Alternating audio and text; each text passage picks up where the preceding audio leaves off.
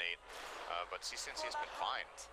They're coming for Miracle. No observer was being placed, and Miracle was already aware of this. They walked underneath an observer board. It's planted north of the bottom rune. And now Kuro's trying to do something about Pilot. He's in deep. Viper's moving over too. If Weeha can just get in range for the Viper strike, they can potentially find this kill. Scenario. Both teams have way too much to do here to not go and either scout or fight. Every Alchemist game kind of goes like this. Whether he's played mid or safe lane, he will want to retreat into the jungle and you want to limit him as much. The Pilot went down here to scout and try to ward, and Miracle has retreated to the top half of the jungle where you would imagine we are trying to mind control, the Ravage, it's just going to clip him on the edge, barely on the edge, but the arrow will be able to connect, they just hold him in position, cannot get a roar off, and mind control, it's going to feel pretty sad about that, put up the Hawk just a little too late to see MSS waiting in the trees. I actually thought that Ravage missed. That was very close. Yeah. Snaking, knowing the limits of the Ravage there. We've got some more time with a phase movement away, but no, it's going to be way too much with Weeha having that double damage rune. And mind control's arrived, Vladimir's is up, and they're going to add the pressure to the tier 1 tower. For the build on Viper too. Double braces. We're going into Vale. But not we're tanking up. We've got ourselves a moment. If okay, so here's that Ravage just on the edge, but it actually went a little bit further than that. I saw a tentacle in front. Maybe I don't know why I felt started further away than he actually did. He did it in the lane and he had to do it over a row of trees, so yeah. The hedgerow just confused. So we're back and good to go.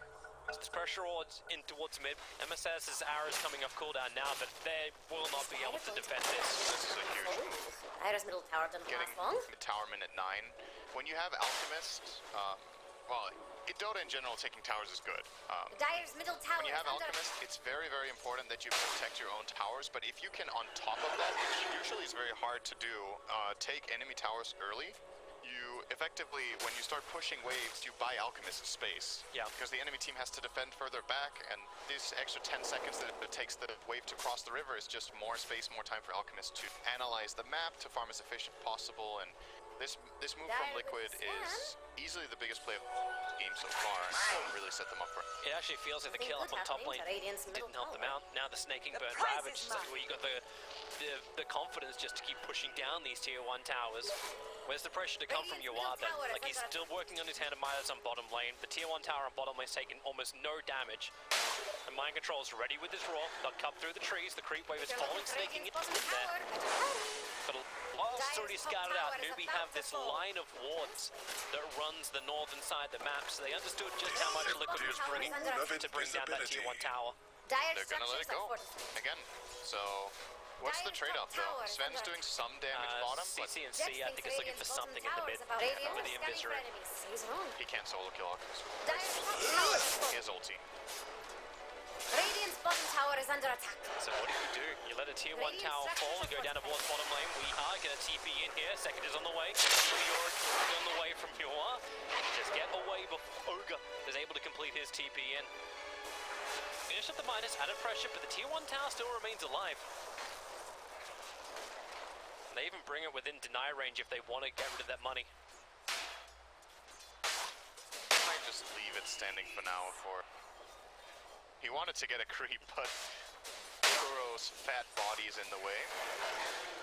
Gotta save the resources on the map. This is what we were wondering about, right? Like, how the Alchemist functions. Like, you got that push, you got your timing right. He is now #1 on the net worth. 5.5, 5.6k going his way. Sven and Viper battling for the second position. So it's not like that to sacrifice too much. And a great Thunder, like, the Thunder God's Wrath comes out. So CCNC and Pilot were trying to go for something up on the, but they're not finding it. Maybe it's time for GA should look for these observer wards too. In the trees, Ice Blast. He's actually gonna roar out. Maybe they get the kill into the Ancient Apparition, but nah.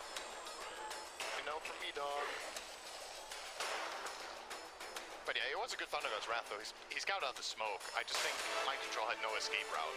It was kind of cornered there. I don't know if a possible TP could have worked. Maybe he had cooldown. But yeah, at the very least, maybe results in this kill. But again, are you taking any tower damage? You haven't limited Alchemist's space. Apart from the laning stage where they did a good job aggroing him, Miracle's been having a pretty good time. They see CNC wrapping around the back.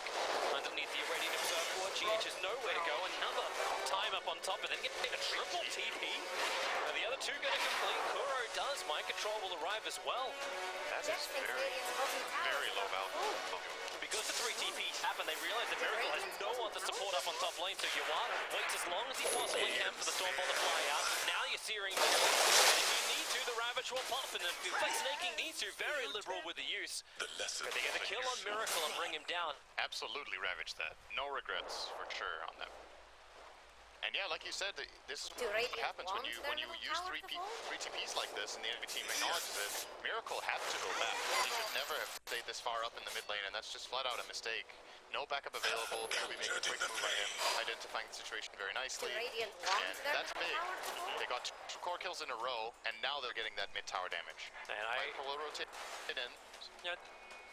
This is game 1 of day 1 of TI, but this is because TI, there isn't really a period of time where you say, like, hey, I'm going to just wake myself up over a little bit of time. Like, it'll take me 1 day before we're ready to fight as a team. Like, everything has to be crisp and clean already, and at the moment it feels like Newbie just dropped themselves into a really comfortable position.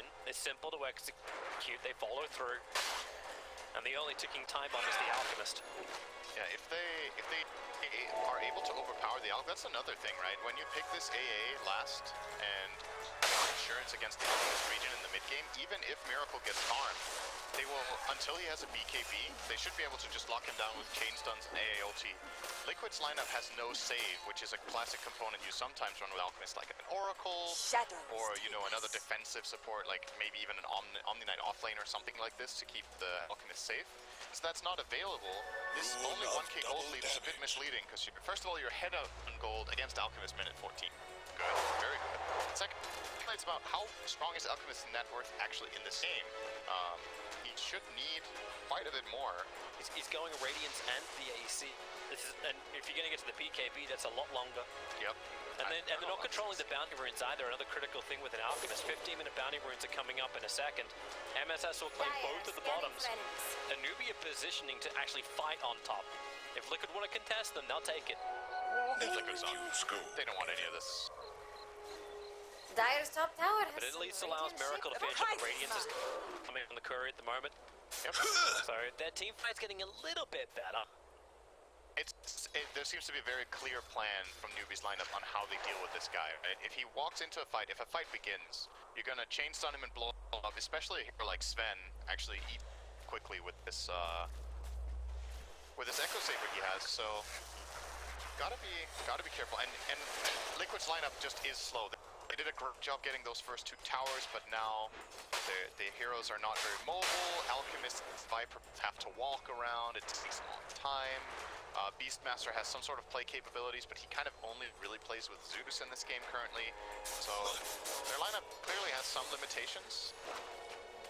Yeah, they're just trying to scout out. The vision on the map is very defensive for Team Liquid, so they don't really see that much. Like Observer sentries planted at bottom bounties. So it's not what they're looking for. And now Newbie, they get a TP and snaking. Kuro already slowed down. Before for minutes, and trying to go for a revenge dump. The Ice Blast already connects as well. Viper wants some revenge, but the arrow? Oh, good arrow. Long stun, and this buy snaking enough space to get back. He still did 1,000 damage tied. Just ulti, Nether Toxin, and 1 poison attack, 1k damage. Gotta be careful. I love this from snaking. I was thinking you probably go 4-staff in this game because of that. And he has it queued up. We'll see if he buys it before the hood. I really like 4-staff for a couple of reasons. First of all, the Nether Toxin for his own sake. It's great to counter that. But also, when you look at Liquid's lineup, how do they start fights? They either Viper Strike or they Roar. Yeah. And if the hero that they go on has turned around, Snaky can actually just save any core in his lineup by just forcing them away and then re-engaging himself with the Blink Dagger that he has. Mind Control's gonna get the draw off, but no. Weeha and Kuro, they were both there ready to fight, but CNC. Second he finishes his Sleight of Fist, just Remnant's back. Good read. Deeper into the jungle. Not overstaying there. Man, it just feels like Newbie's getting everything they need. Like Snaking's got the initiation with the Blink Dagger, as you said, with the Falstaff and everything else. But then you're also getting the lane presence. MSS is building in for a straight up Aghanim Scepter. Yep. And we got to remember, like they're basically running full core. at this point. They're always able to push out the lanes, because you'll always clean out the lanes once you got the Agate Scepter up. Ember can do the same type of thing. And Zven's clearance is great too. Try and break the Ember Spirit, Moonlight Shadow defense, and Team Liquid, no detection on the front lines. Mirana definitely has this ability when the laning stage goes well, her innate ability to push waves with Starstorm and farm up and get this Ags puts so much pressure on the Alchemist team to constantly have to go and defend. Yeah, again. they needed the Roar. Once again, they need the Roar from Mind Control to begin. Just as you were saying, like, what is your initiation? Ogre races his fists and CCNC just spirits away. If you're paying good attention on Ember, the only way you really die in this game is getting roared from off. There's no other play until maybe Mind Control gets a Blink Dagger and surprises you from an angle you're not watching, or something like this, because, yeah, there's no instant stun. Alchemist Concoction has to fly, Ogre has to wind up his arms, he doesn't have a lens, so he can't stun you from trees in most places on the map, and yep, that roar can't connect right now, so CCNC is playing very nicely on the limit here. Does that actually mean like CCNC can go more aggressive style items, like he doesn't have to get a Lincoln Sphere, he doesn't feel like he needs to block anything? I would like to see him go BKB, I think. Okay. So what we're seeing here is he's gone the Flame Guard Absorption, and from what I've heard, this build with Flame Guard Absorption into Flame Guard DPS is becoming really popular, because it basically doubles the DPS of Flame Guard from 60 to 120. That's the same as 2 Radiances. And then if you BKB, the Flame Guard can't get broken. So you're just running into the fight, you deal super high amounts of damage, and you're very difficult to focus down, because every time people go on you, you're just going to use your Sleight of Fist, YOR, fine. Smart and easy TP out. Maybe they have to buy Atos on. Perhaps that would have been a good choice this game over this Veil, just so they have this extra catch that can surprise the Ember, or can catch this Sven from TPing away. It's still going to be projectile though, right? So But it's fast. Yeah. It's fast. And again, when you have the cast, when you have the range that Atos has, it makes catching Ember a lot easier, because there's angles, you have options that Ogre and Beastmaster don't have because of their lower reach. Miracle. Sure, if you cast it from the front on the Ember, he's going to react. But if he's watching the angle you come from, or if you are, you know, coming out of smoke or out of fog, it's a lot harder. I'm loving this. I saw Weeha actually line up the BTs before. He's using the Beastmaster Hawk to get to the front lines, trying to run the Aurora down over on CCNC, so they can create enough space with the Rabbit, and now Beastmaster, he will fall. Weeha on the wrong side of the tracks, had a lot of help. It's on the way, but the Ice Blast will connect first. Pilot Eye will end up dropping to the attack from down the low ground. Miracle once more with a Moonlight Shadow. They run away. Newbie was trying to contest these bounty runes once again. I think that's pretty even, I suppose. It's 1-1, but Ravage was used, so you feel like CCNC's back in. Not done just yet. The control's just ready for a miracle, and they've actually got the control. Arrow flies forward. Everyone will dodge that one. No, they won't. Aura catches in the back line. So he's trapped where he is. Miracle will fall, and you shouldn't have said anything, Cinder, and even not anymore. It's going to be Weeha trying to battle for the last, but MFS has to leap and TP out. It will not be successful. That is not the way Liquid wanted to have that fight continue. There's one guy who's happy about this, and that's GH. He got a solo kill on Tide toward the end of that. So 600 gold. I think he got about a full level, and now has this Aether Lens, as well as almost a 4-staff completed. So big scaling possibilities coming in, but this Alchemist kill very noir. The BKB reveal. And again, problem for Liquid, right? You don't have that save. So if your Alchemist gets jumped by this Sven, he has to run away. Sven is just the bigger boy right now. And this from Pilot up, just down the vortex, sees Kuro, hits him with the Ice Blast. It's the cold feet to trigger, but there's no need for CCNC to get any more aggressive. GH is doing too much damage, and he's already starting to back up. And Team Liquid must have really wanted that fight too, like the AC being done with the Radiance, like Miracle was ready to get in there. And now they smoke up themselves and they look towards Roshan. I like this play. No Ravage. You have the Beastmaster Aura, you have the Kiras, you have Bloodlust. This is an easy holy. Okay, that's a bit faster than I thought it would be. That medallion. Even with Ice Blocks down because it was used in the mid, like they can't even scout it out. They give the Aegis to Miracle. Alchemist is one of those heroes that Aegis is a little bit weird, because sometimes it's really good and other times it feels almost useless. Obviously, being a transformation-based ulti-hero, one of your lives is bound to be without that chemical rage. Depending on the timing in the fight, it can be. But who else would you give it to? You don't want to give it to a Viper. He's not going to get targeted.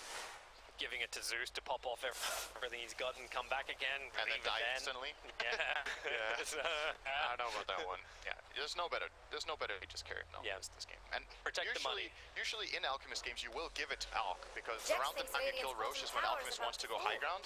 But that doesn't seem like a possibility in this game right now. I don't think Liquid get a chance to Looking to fight though. Go there. Ice Blast is flying forward from Highline 9. It's just hitting the back line, so GH is already going to go down to CC. But I was watching Miracle's presence. Where does the stuns come?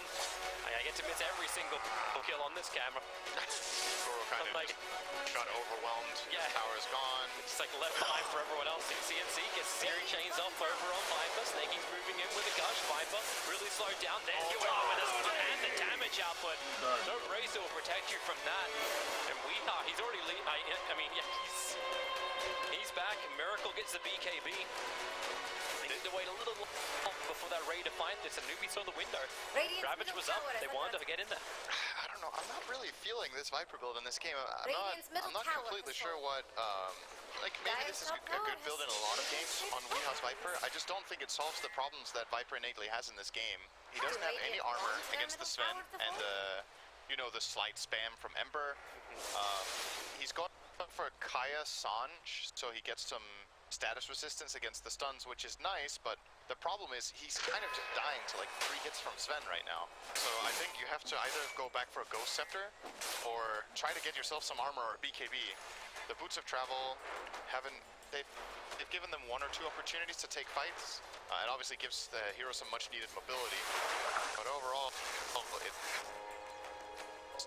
I haven't felt it this game. I'm sure we're gonna see more Weeha Viper this tournament, or you never know. Maybe it's the only time they'll play it. But if we do, I would like to see this build be really successful so that we can understand why it is so good. It hasn't really. I'm also just trying to understand like Team Liquid's mindset coming into the drafting phase. Like we saw the way they picked up very early on. Like you had the Beastmaster and Zeus as your opener, and then you went into this Alchemist. Like you're willingly still doing this. This was still your intent. It wasn't because you're forced into it by Navi with the way they were drafting. So they still had a good plan behind this, a good thought process at least. And that's where like, I still keep my eyes on Miracle. Like, what is he trying to achieve during this game? You're building BKB up, Abyssal Blade next. Nothing got harassed from GH. Just reveal the fact that CCNC was wrapping around the back. Newbie will grab 3 of the bounty runes out of 4 once again. Mirana's getting farmed. Yeah. Real farm. He's overtaken the enemy position 3 now. We were saying GH was getting rich from that kill on Tide, but he's still 3,500 gold behind the Mirana on the enemy team. The only reason this gold graph looks fairly even is that there's an Alchemist. Yeah. And Alchemist lineups being behind at this time, especially the experience, is insane. 20,000 XP. Yeah. You're this far behind, like you're not. This game is not even right now. Liquid have to try to find a team fight where they're looking for they really get to use Aegis and playing around Miracle. The roll from my control has hit perfectly here. CCNC is just farming the wave.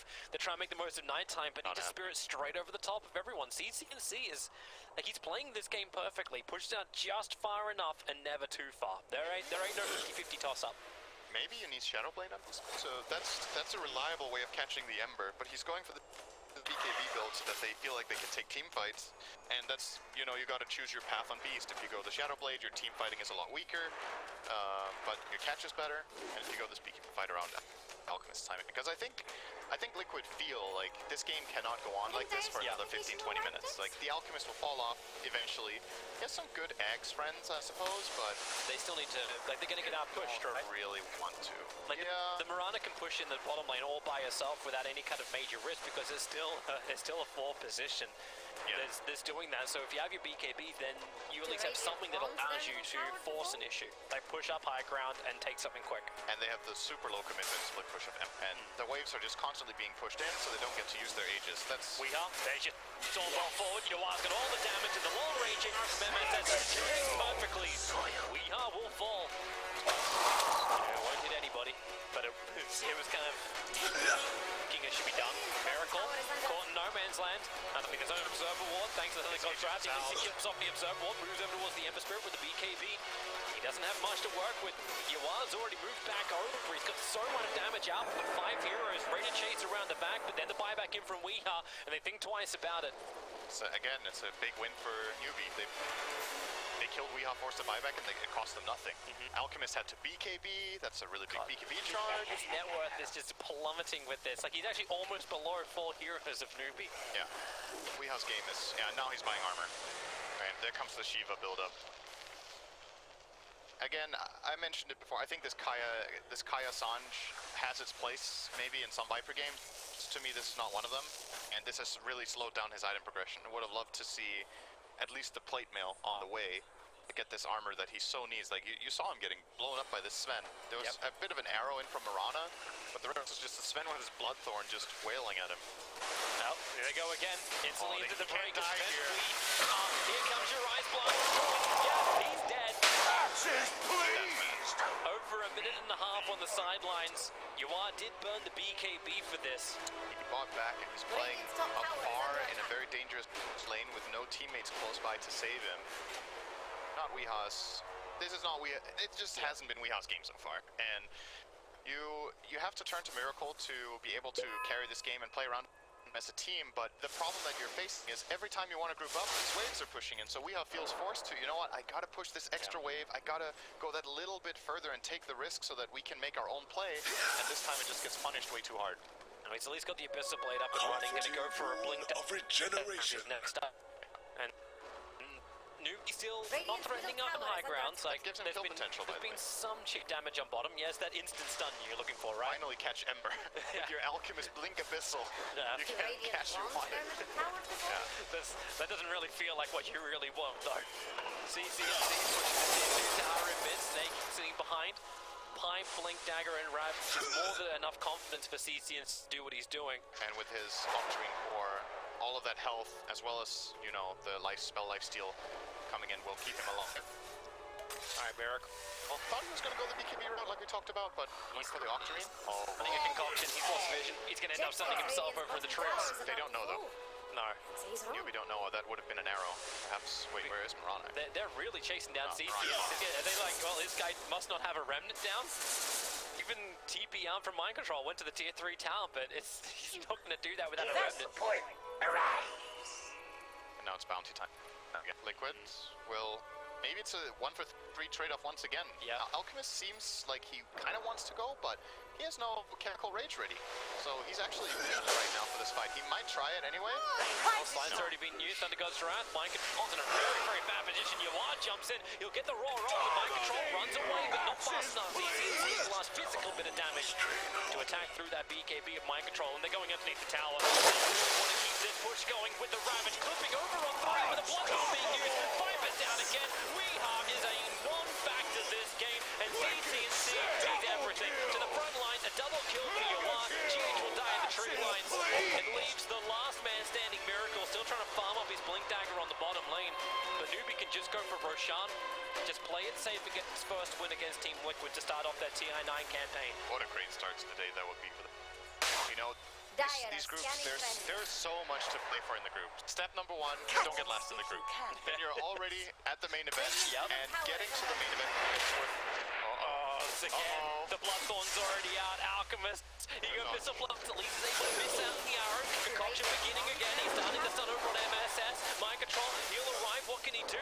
There's no draw available, he can just give him Medallion, try and get Miracle back in relative safety. With the regeneration, it's still not going to be enough. And the Ice Blast, well, it won't hit Mind Control. That's the one upside from Team Liquid, as Newbie will retreat back out of the base. But yeah, as I was getting at with the group format and the way things work, obviously we have 18 teams here this year, once in, and bottom team from each group is eliminated before the main event. So you want to not get that last place replacement, so you get into the main event, and also already getting just not last in group this year is worth about $500,000 is the prize for 13 through 16. So yeah, it was last position is 80,000, I believe, at the moment.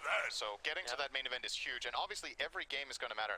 I'm not saying this as my expectation was we won't make it out of groups. Don't interpret it that way. It's just like step number one is get off to a good start in the group, so you've got that play on, and then obviously if you have a good start against Liquid, you get a one-game win, maybe it's brutal. Your chances of getting to that top four in your group and getting to the upper bracket gets massively increased. Liquid clearly one of the stronger teams to come out from the European region this year. It looks like Newbie need to mess up gravely, or that Liquid has to find the fight of their dreams with kind of this Miracle Blink Dagger is the key. You have to start a good fight with this, or it's just not happening. But Ember has ages now. How do you initiate this fight? You don't go on the Ember. Yeah. If you try to kill Ember twice, the fight's lost. You actually don't have to kill Yawa, right? Like, you need to stop that Bloodthorn from having an effect. It's like, and not to mention all the damage that comes along with it, but it's... Do you have the damage though? Kill the Sven. You need to jump him when he doesn't have God Strength on, when Tide is not nearby to pipe and Blink Ravage. Yeah. Or can you kite and you need 5 heroes, I think. Can you kite out the BKB times and then go for your own initiation? Like, is that the other approach to do this? Now I'm looking at the kiting potential of both teams, and I feel like the kiting potential's on the Dire Toby. There's no kiting on the Radiant. You've got Glimmer Cape on Kuro. I'm like literally checking items. Like, this is all there really is. Like, you can blink yourself away. Anyone got a 4-staff? Well, you got one on TH. I mean, it's technically possible, but if there is one dust or a gem in the middle of the fight from the Dire team, from Newbie, you're just... Not Weehar again. Not Weehar again. Moonlight Shadow. CCNC just walks up. The Ice Blast is coming in. Weehar is totally dead. But then again, the initiation is the back on him. They find the Tide Hunter. And have they got enough control? He's still got Ravage available. They don't use it. So the BKB is up. The Raw snaking in. Burn the cheese. He got his life back again. And then Raider Ravage. Just the arrows to connect. Goodbye, Ogre. Goodbye, Alchemist. In just a second, if they can see him out. And they won't be able to. Mind Control's trying to retreat back out. But you know the primary target is Miracle. He blinks. He's actually going to TP himself away. So they burn the Aegis and the Immortal. And now Viper. He's in a little deep. But they're still going up from the north. They're looking for snaking. This battle is just splitting up every 2 different ways. The BKB's been burnt. Weehar is finally going to go down. He'll bring MSS down with him. Thanks to Viper Strike tick benefit. But it's Alchemist. He doesn't have his Chemical Rage available. They have to force up and back underneath the tier 1 tower. Even with the buyback from GH. Now he made it going down under his own tier 1 tower too. So many heroes dead for so long. And Yawa, he wants more. He wants Miracle. The Chemical Rage is finally back off cooldown.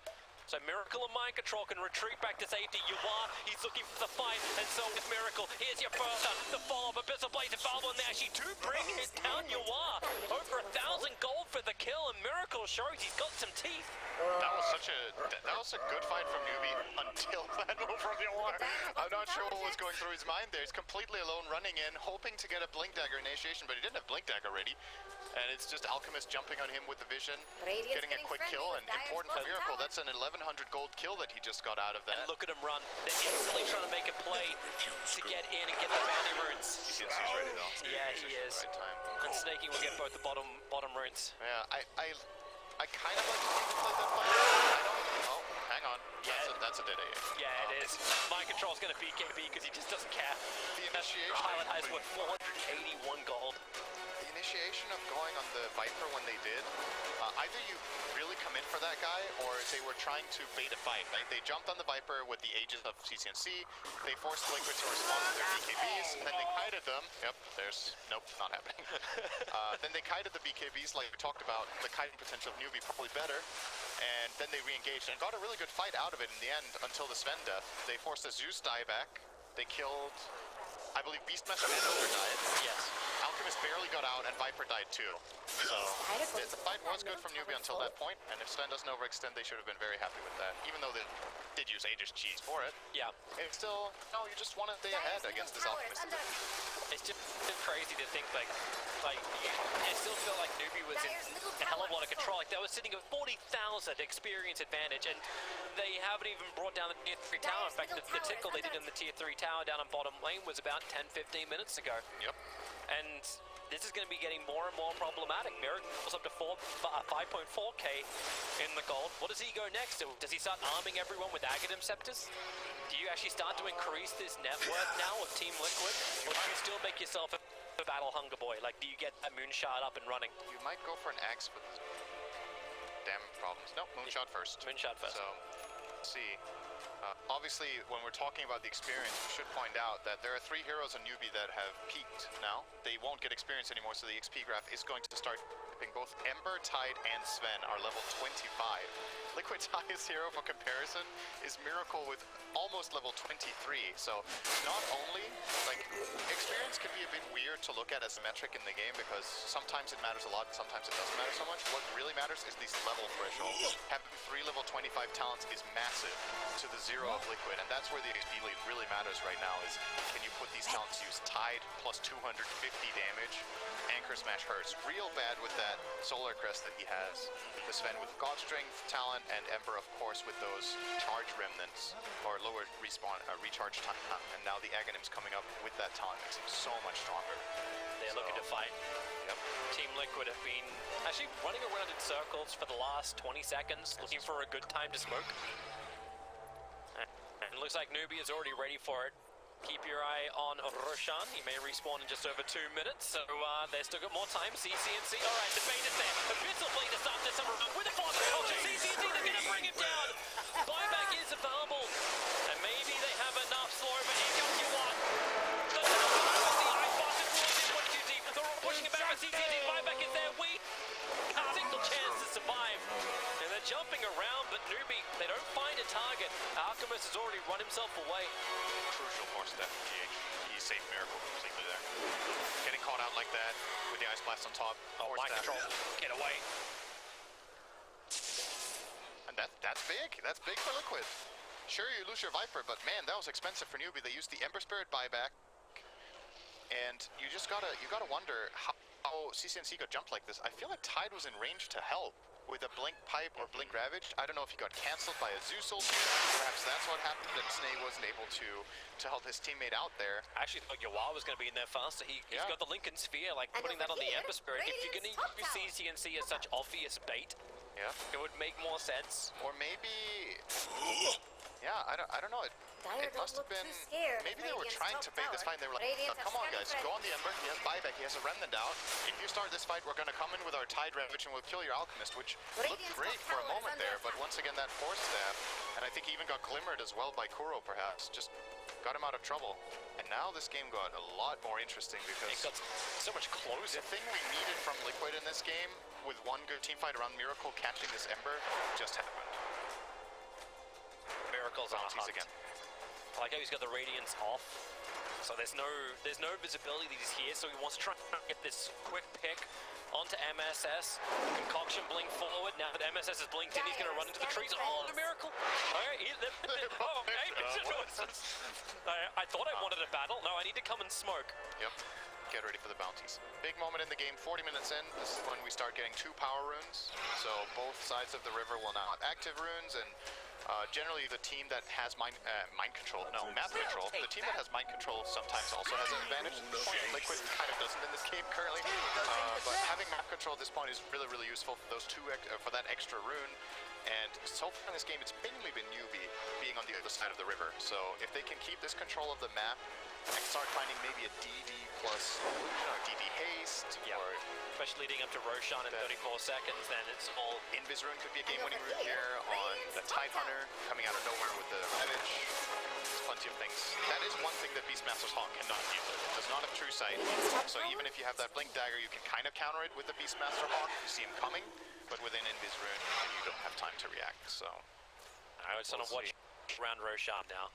We're hitting that time. If Liquid can move up and get rid of that Observer Ward, then Newbie will be fairly blind. This is so rich. Yeah. He still can't get over. He has a BKB now if he wants. He's just been sitting on bottom lane, just like farming it up. Like as long as he adds the pressure, like Liquid have to move from Roshan. They come off the northern side, and these BKB timings of theirs just didn't really count for anything, apart from waiting for Newbie to make one small mistake in a fight. One position 4 has 220 CS. Look at Dire's bottom tower, Tex. You know, this is just when you actually know where's my fantasy points. That's what you're looking for. Mr. 17.3. If you have Kuro, he's looking pretty damn good. Plenty for C2. Yep. Miracle is a little bit behind what he normally is, but he's still sitting at 14.1, so that's not too shabby. Buys the first Aghanim Scepter coming out in the courier. Let's see who gets this one. He's moving towards the GH. Yeah, it's GH. Okay. Nimbus is up. Obviously some good teammates, right? You can give an next to Ogre Magi. Get that. Find Fire Blast, really strong. The Beastmaster X can be useful in the right situations. The Viper one can also be really good. Oh, how fast they do this. The Emperor's already in. CCNT's going to jump in. Questline of Fist Steering Chains. Snaking, still looking for his right target. Go for his own jump in. But Koro, the Ravage is out. Ice Blast on the way into Roach up. Who's going to claim a miracle against the Ego of the Immortal? Yuan, he's moved in. There's still cheese on the deck for the moment. Mind Control will grab it. It's Yuan. The Raw comes out. CCC, the side of Fist Steering dodges. Push from the Raw. But they burn the Ego of the Immortal. Remember, it's on an Alchemist who doesn't have Chemical Rage available. Kuro, responding as he goes back inside the pit. He can throw out an Ignite, but you've already lost 2 heroes. Going to make it 3 as CCNC making the most of this Aghanim after jumps forward, looks to mill over a Beastmaster. The backline can do its own thing as well as Mind Control does go down with Koro. Viper underneath the shrine. He'll trigger it up. A triple buyback out from Liquid. My God, they need something to make this worth it. Miracle! He stuns himself. He tried to actually just concoct TP out. Doesn't work. The Nimbus is barely off target. Oh man, he wanted to concoct TP in, but it's a long TP because we have ported before. So it takes those 5 seconds, and with the 5.5 second charge up, he doesn't have time to throw the concoction. That is the right play, though, from Liquid to buy back there with 3 heroes, because Weehaw would have died back under his own shrine, and that would have cost you probably 1 or not, if not 2 lanes of barracks to lose the Viper there. So I like the idea that they did this. They just got no kills out of it, and Newbie did get out. Of course, Aegis did go to Miracle, so there's no Aegis on the field for Newbie in this instance, and the cheese, I think, Is it Mind Control? It's in Mind Control. Was that the... Was it Refresher or an Aghanim Scepter? Because it happened so fast I didn't actually see the drop. But I'm not seeing anybody holding like a Refresher there shot. There is an Ags on Viper, so that, I think, was the drop. That would make sense. Alec has not given away 2, right? He's only given away the one to Zeus. Yes. So I think this was a drop on the grab. Okay, so Liquid got all 3 items out of the Roche. And sure, you lose that 5. That's also why the net worth looks the way it does, because the game considers this Aghanim shard, it considers it worth 4,200 gold. Yeah. And that's why Weehaw's net worth suddenly took this like huge leap, even though he died and fought back. Now he's saying he's got more than MSS, which doesn't really feel like he does. No, it doesn't. It doesn't, but yeah, Aghanim's Blessing is a good item. This game is just going so long though, because it feels like no team, even when you win the fight, it doesn't feel like you can then just follow up with a big objective. Like, Roshan also keeps going to the team that doesn't have the momentum. Yeah. It keeps going the way of Liquid. An easy Multi-shot arrow talent for MSS. No Greenline Shadow cooldown, huh? I thought playing the Vision game against Liquid was going to be a good way to go. I guess not. They're going to try and... Multi-shot arrow is also Vision talent. That it is. All 5 buybacks from Team Liquid currently on cooldown, and all for over 5 minutes, almost 6 minutes in total. So Liquid are in full defense now. And 3 buybacks on the other side. Newbie of Sven, Morana, as well as AA. Embers is on cooldown for another 1 minute only. So they have this massive power play now where they just have lives to throw. If they can throw bodies and if they win the fight, it's the game. Look how fast they go. Newbie get revealed by the Thunder God's Wrath, and they TP everyone down at the bottom lane. It's like, okay, they know we're on the north, let's go towards the south. We've already pushed in 1 wave. And Wuka kind of is in no man's land behind the tower. Kuro's coming out for an observer warning mission, but Yoa, they finally found the target they wanted. Team Liquid on the south was clear. They were definitely wrong. Kuro down for 50 seconds. That's the best hero Liquid could have died, though. He will be alive in time to the base. 50 seconds. How do you actually push up into like Acid Spray and Nether Toxin and Zeus Bolts. Like Zeus Bolt and Nimbus? And it's hard. I think what you try to do here is one of 2 things. Either you choke out the map, you just ward aggressively, you keep Liquid in their base. They probably are out of smokes now after these last couple of fights, and you just keep controlling and farming. The other one is you flat out just go for a surprise jump. You get a ward in the base and you jump and ravage and try to kill the back line. You know they have 0 buybacks. You know this. So if you catch even a hero like Zeus, blowing up Zeus is really good value right now. Enable to be, or to be able to continue pushing. But it looks like the map control play is what Newbie are leaning toward right now. yeah, CCNC's got the bottom. It's fine. Yoa can jump around. They already got a little bit of extra chip damage, so it's down to half life on the bottom tier 3. regeneration. We're very cornered right now. It's find any opening on the you're already playing these low mobility heroes. You've used up your smokes, and the enemy team just has lives on you. They have buybacks, you don't. It's tricky. You kind of have to play defense. Doesn't Newbie still need to force it though? Like you're 3 minutes in, you've got buybacks as your advantage. you know that Team Liquid don't have that second life. You could technically hope for an early Roche, and then you will have Aegis, Refresher, or Ags, or whatever, or all, before Liquid are able to get their buyback back online. How long is it? 3.5? Okay, that's pretty unlikely. Yeah. That's actually pretty unlikely. It's such a long time, but they're at least ripping through the creep waves. Arrow flies. Oh, two shot. Down Miracle jumps in, looking for their own target, trying to bring down Sven. They're able to do so down to 100 seconds, and they want an extra chase. The over on each the arrow tanked up by the BKB. Another 5-1. Team Liquid just want to get back into their home, back into their base. The Ravage from Seeking clips them all. 2 minutes down for such a long time on Miracle. Let all the dance go you want, but without the buybacks, without the life, this is what Navi wanted. A small opportunity to just try and take the rest of this base. A triple for CC, and C, he wants the ultra. He's looking towards Weehar, no claim him. The arrow flies forward. MSS will steal him, but that is Navi. They will be patient and take game 1 here in this 2-game series against Team Liquid. That's a nice game to start off. I like it. A couple of things to talk about, obviously, in this game. The Alchemist pick, as was said, Actor, Zeus, and Beastmaster we found a little bit odd. Yeah.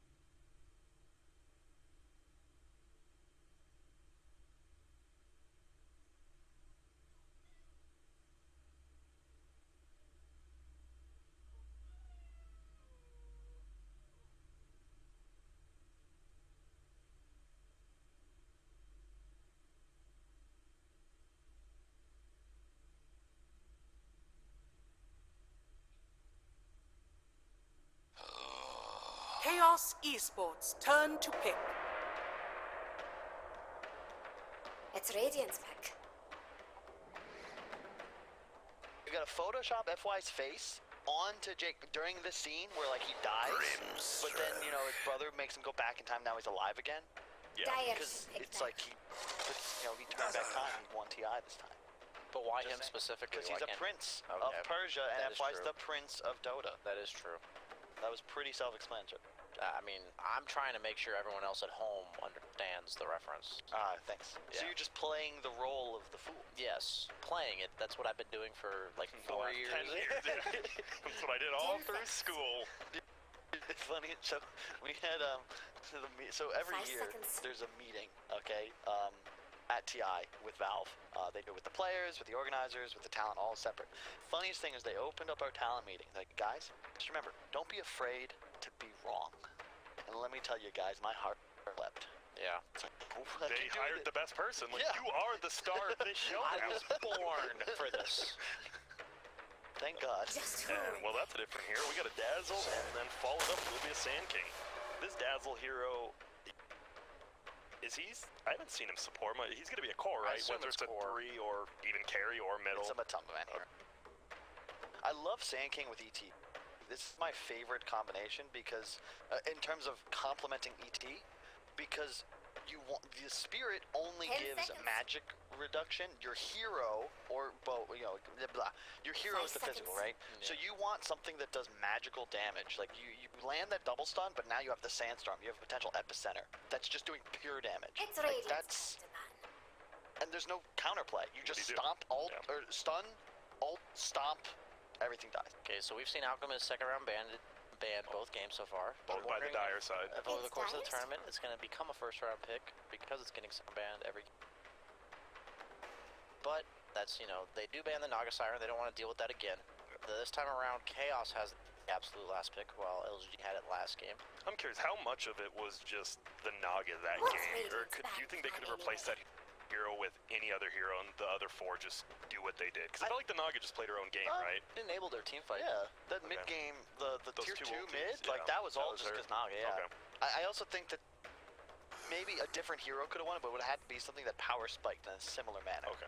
Yeah, the problem with their lineup was they had a bunch of they had these like Jakiro type heroes that they have 10 stuns, but they seconds. require setup. So you can't pick the same draft that they had last game if you don't 5 have seconds the Naga remaining. Siren with it. Yeah. So in this game, it was a nice hero for what they needed. It was canned too. Like they picked it third as second Yeah. pick, so you know they're taking it right away, setting up the rest of their lineup immediately to Kiro afterwards, and now you just save 22 pick for maybe whatever mid hero you need. You can grab do it. for 'em. That's one of those situations where in the draft you see the Jakiro and you look back on it, it's like it's so obvious they're gonna pick hero. Yeah. Like it gave them tower push, it gave them like synergy with the Naga Siren, like it's such an obvious pick just because their draft, their strategy looks so clear.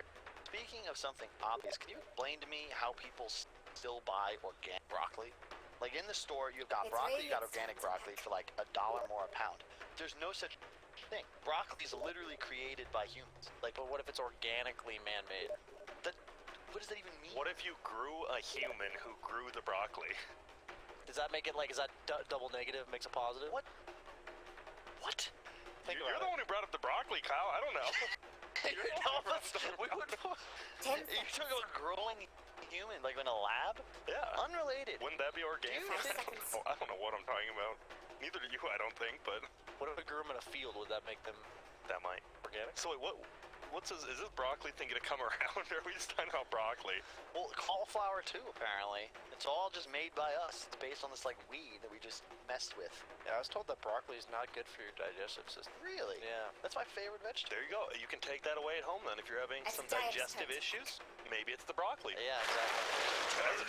Tiny. Oh, do you think we'll get to see it? That new sweet skin everyone's been talking about? Oh, it's pretty cool. The avalanche is definitely a really cool visual effect. It's really nice to spam in the private lobby or the demo mode. You can just see the we entire watched you do it ground. for BSJ did it. Yeah, he was just spamming Avalanche, just killing level 1 heroes. We're not exaggerating either, viewers at home. He was literally just spamming Q. 5 It does look going, cool. Look how cool it is, guys. And he wasn't wrong. Look at the pretty colors. Hey, at least I have like validity to my statement. Like they know I tried You through. field tested it. Yeah, field tested. And now this Tiny, this is Milan's hero, right? There's no way this is going middle or anything. It is their 4 probably. Yeah, it seems like a nice combination. Dazzle. Pretty much need a melee sport. I guess they could make the Dazzle 4 want to, right? Yeah, but I'm not a huge fan of Tiny. Like, I think it's okay, but I think Tiny 4 is the best position. Tiny in most games. It's always and you nice. know your positions. Yeah. Yeah. It's always nice going, you know, you just go to a lane, having that toss back into a tower, pretty good. Always having that kill threat. I don't know. I think Chaos is a bit better than people said they were coming into it, but I just feel PSG LGD is Even better. they're to me is top 3. Mira. Minimum top 6. There's the Mirana. We saw, Starts. I believe it was banned out in the second phase. No, first phase last game, and it Yes. goes all the way through to here. And I think this will be so. The reason I think this will be most picked hero in the tournament is that it's super meta for a bunch of different reasons, but more like every role could have a Mirana on it. So as this gets into the meta, 10 seconds. every team is going to have a guy that's like, you know, Mirana seems good, I can play it. Yeah. And it could be a 5 5 support, it could be a seconds. hard carry. Anyone can. And this could easily be FY's hero. It could be mid. It could be Ame. Like, we don't know yet. And if you look at the damage setup, it's again easy combos. That LRC concept of just these short cooldown abilities. You stun people from distance and just blast them. I would say Mirana primarily suffers from Dire should pick now. Terrorblade Seek type heroes, and the LGD's lineup already addresses that so well, and they have a ton of setup for it. The Stomp was one of the classic ones. Viper here, right? Damn. Playing against Spectre. Do you break Tiny's ult too, right? No, Tiny's ult does not give. Is that in the tooltip or is it because it's an ultimate? Yeah, 10 seconds. I definitely know you don't get it broken, but I don't know like why it doesn't. Can 5 you seconds. look at it real fast? Like, is there a Is there like a description of the fact that it does? that's your best hero? Dude, I play a lot of Tiny. Oh,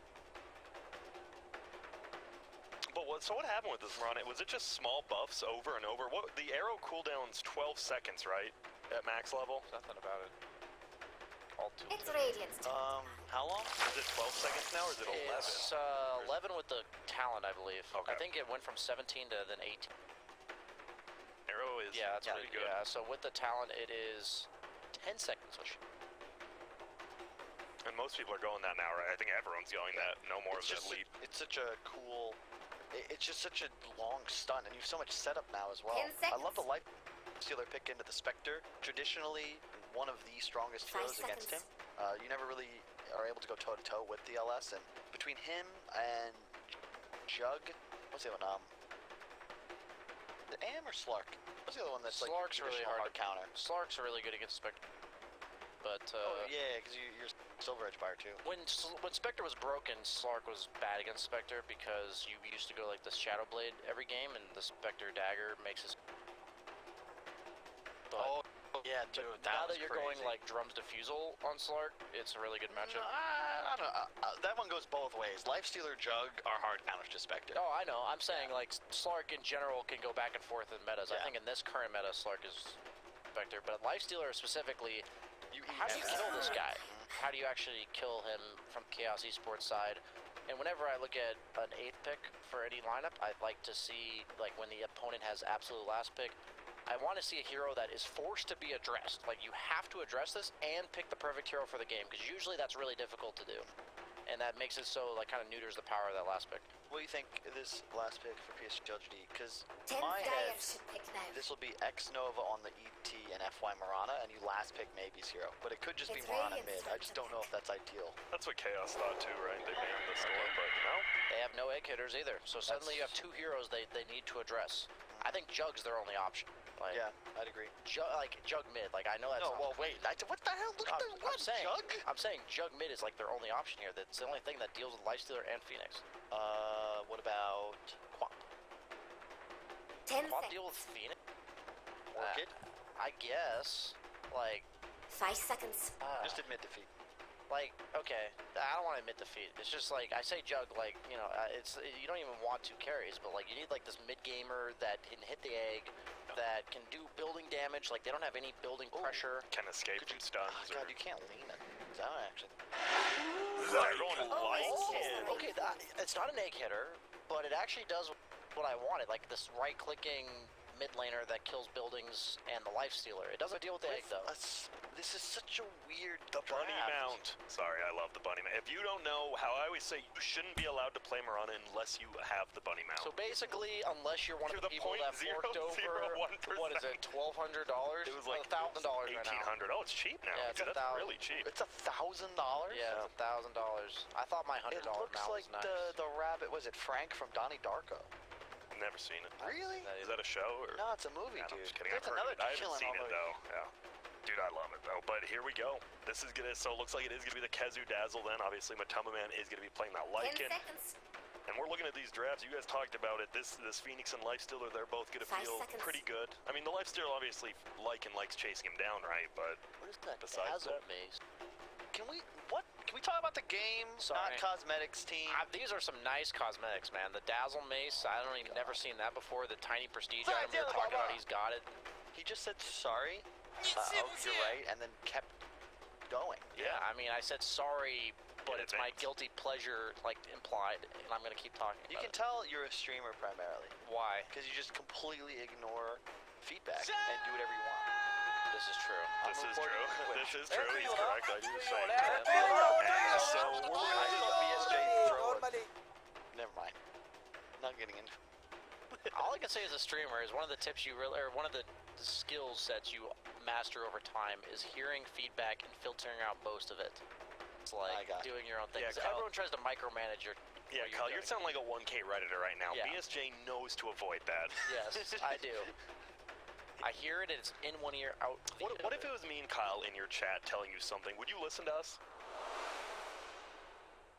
Yeah, there you go. Use minus better, please. Use mi- I remember That's it. I was recruiting for Brian for my team for TI9. Yes. And I was like, hey, so do you want to play with us? And it's because he had just won.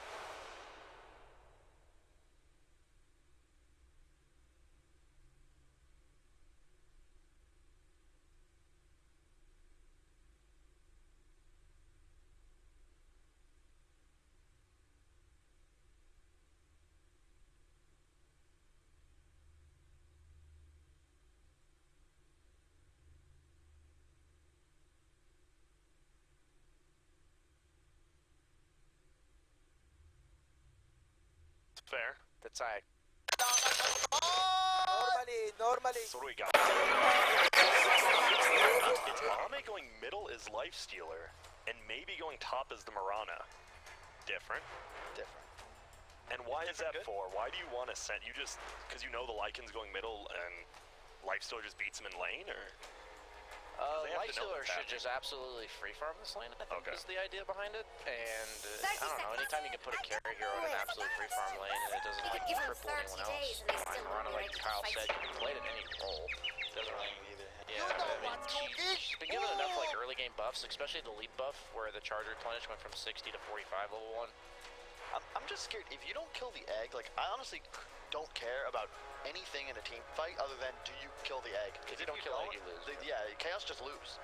All the creeps die, they don't do any damage, and Lycan Time pops to raise everything. bloody And you hell. know he's gonna be farming. It's FY. FY will have a Shiva's at 9 minutes, and you're like, what the hell? Is that even possible? And I will say it's so they good have against the Sand King though, which is like an offlaner that traditionally lanes a lot. But like last game, he had an ogre, so the Jakiro got a lot of gold. I'm just curious like where he's gonna find the Oh, farm. this is cool. They're gonna backlane first wave, aren't they? Check that out. Yeah, they're gonna sandstorm. No, never mind. That's gonna block They're just you. blocking it so it's in tower Oh range. yeah, and they're gonna try and get lane control and then just tri-lane down here. Just run at him. And it looks to be, there's already Fire Spirits going out. Misery already taking a ton of damage. And yep, there you go. Creeps will be under the tower. Pull it back. And, well, there's going to be TP, so they aren't going to try lane. Looks like X-No will go top. FY 4-4-4 on. Dude, it took us like 15 minutes to hit that many shots in our back. FY just pops off in the first 30 seconds. Also, one of the funniest things, Blitz.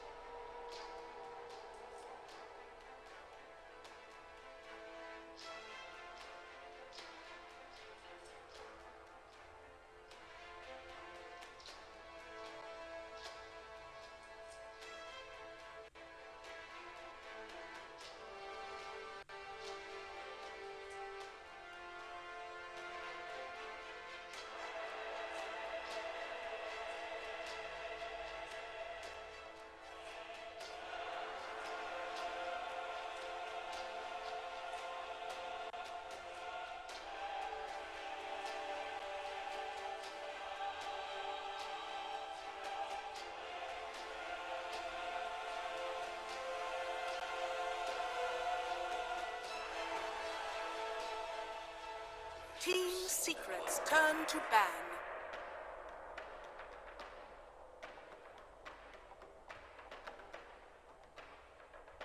Corrupt. Ban. Still.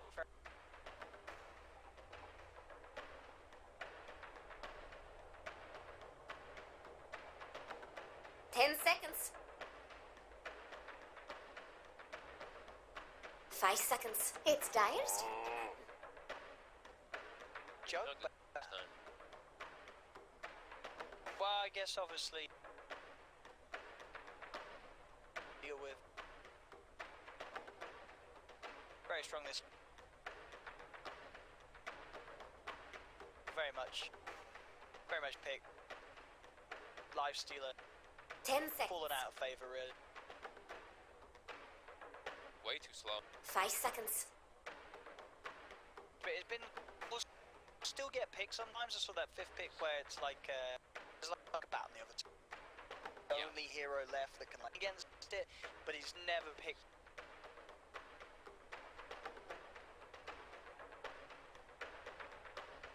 As of late has just forced out. Never really looked. Yeah, they're just.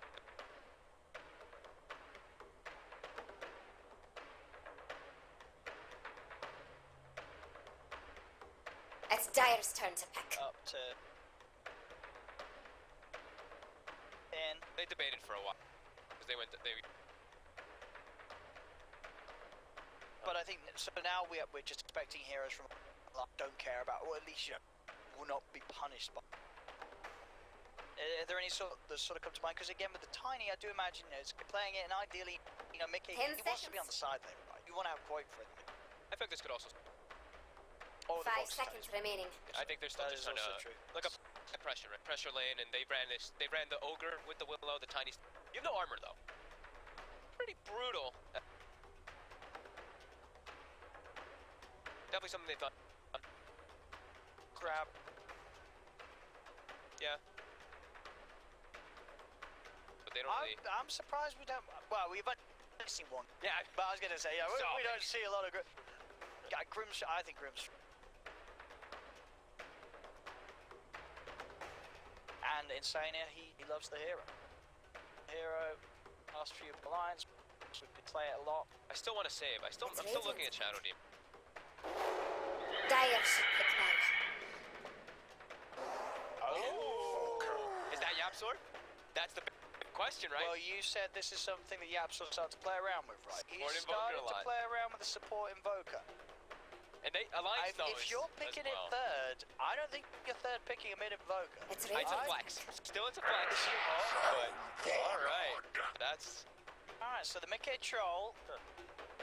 How is this working for Alliance as well? With this Insania Phoenix? This looks. And then, so this is a boxy tiny, and Yeah. then we're looking for that koi for hero being left to last. This is looking. And This is looking good. And they heroes do that deal with have mood. last pick as well Alliance, so they should have a good idea at least by that point 10 whether this seconds. Invoker is going to be mid, Yep. or if poor Invoker 5 seconds. shown off by Yapsor and pubs. Troll Phoenix is fun. I like that a lot. Apply the miss rate, and then it's when Phoenix people can all that, and they have the Willow too. A lot of ways to Or- protect it. Is it a bait? Is it actually Alliance saying, we're actually going to put Quofa can play it, we're going Sure. to slip in boxy Mars and go for the Mars beat. Mars Phoenix still be combos that we've heard a lot of the Not players only talking Mars about it. Phoenix, sir, but also Mars Willow. What's up with It's the a Willow? very good Mars game. It is. If you run that tiny mid, That's very true. I do like that a It's- lot. and they might not expect a secret because they may be like us, be like, okay, Tiny's on the off lane. They're leaving their mid lane till last pick, but haha. And we'll see. We'll see if Alliance It is on the same That is wavelength. definitely a dream Mars pick. That- It's a good call. We'll see if it was. But secret back to them.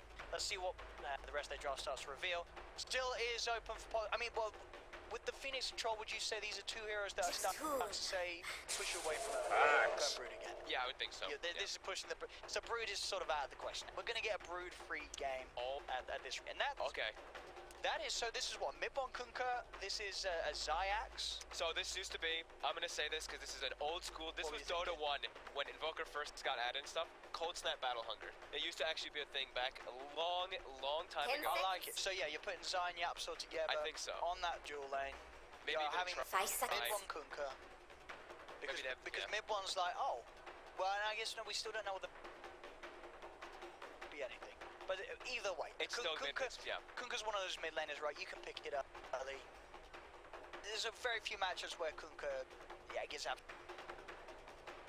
Very few. It's a strong mid. It's still always been a. You get a couple of braces.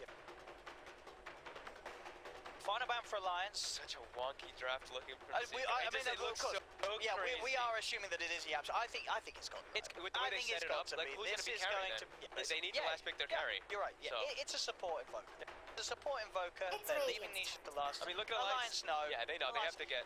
Banning a life stealer. Very good, of course. Phoenix. That makes me feel like the tiny, Well, as I said, are you okay? right? With the Well, if you, lifestealer ban. because Tiny. Sorry, lifestealer. It's would gonna destroy absolutely. Tiny. Yeah. Yeah, sure. That's what I'm thinking. But I like the Mars. I like your Mars suggestion. So much actually. Mars 10 mid. But Boxy's the Mars. Boxy's the Mars Boxy is. They're probably. still Five they're probably seconds. not gonna. I don't I know. hope. We've been hearing a lot of rumors about the Mars Phoenix. So Secret, we're expecting them to ban. At least from their perspective, they're probably expecting an offlaner, right? Because they're thinking Tiny's not going to go to the Yeah, side yeah, lane. So they're probably going to ban a box. Because they know that if Alliance do send that Tiny to the side lane... Well, no, I guess with the life... I don't know, it's a lot of mind games. This mid, is it an offlane? Just ban the Mars. I don't know. It depends on Secret. It's Radiant's turn to pick. But no, they're just going to ban out a Koi. Ban out the Storm. Oh, what the heck? Pick here. Oh, I love it. I love TI. We think this is... It's got... Well, no, it has to be Niche. But Niche doesn't It has play... to be No, he doesn't play any of these heroes. It would just be weird if it was. He's not. Then they have no Yeah. carry. Then they're like the. Niche hero, what are we getting for Niche? Niche PL? 10 seconds. How's a PL do this game? Too good. 5 seconds remaining. You're on top of the It's egg, though, Dive's right? You turn wanna to get- pick. Gyro Cocker! This one's been getting a lot more popularity too.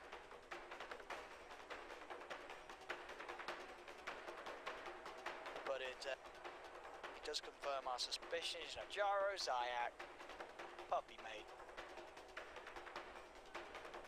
An Alliance. Is that Tiny 10 going seconds. offlane? You said in the offlane 5 it could seconds. suffer, could pay off to go for the combo, go for the Mars. I'm just so. Watch how the Invoker. You can choose now. They go back for to the Lone Druid. another Quake for sort of cheese hero that in the past has sort of been considered a free win hero for them. Quake for Lone Druid is in play. I mean, this honestly, I've so many games we've seen. Let's get his 5th pick, and he just wins games. He also has the. This hero. They have so many ways to protect the egg now too. Savage Roar, a lot of different ways.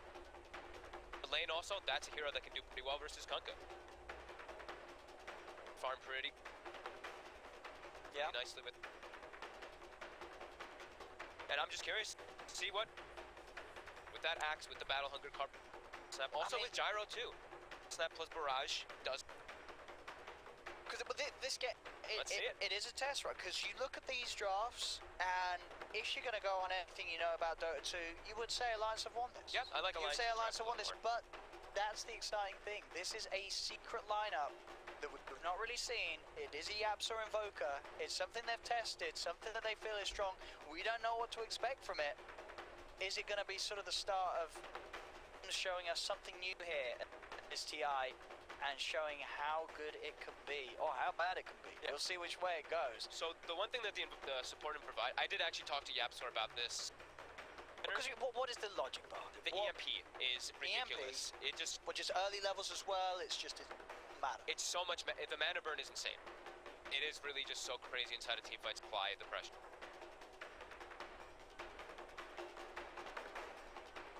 How he does in the lane. That's the one thing is like Voker in the laning phase is, But he's you're super strong. weak. You said you got the combo with the axe, right? When you have the combo with that, but if they get on top of him, he's squishy. What?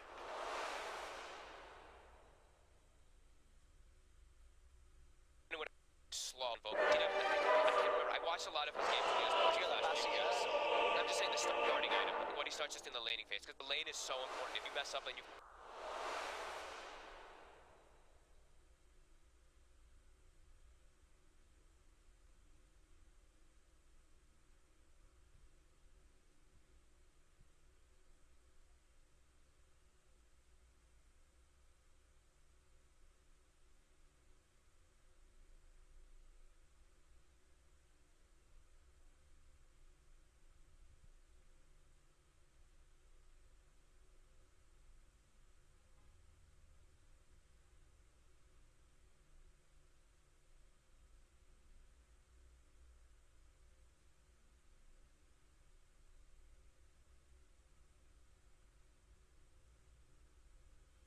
Yeah, boots. Okay.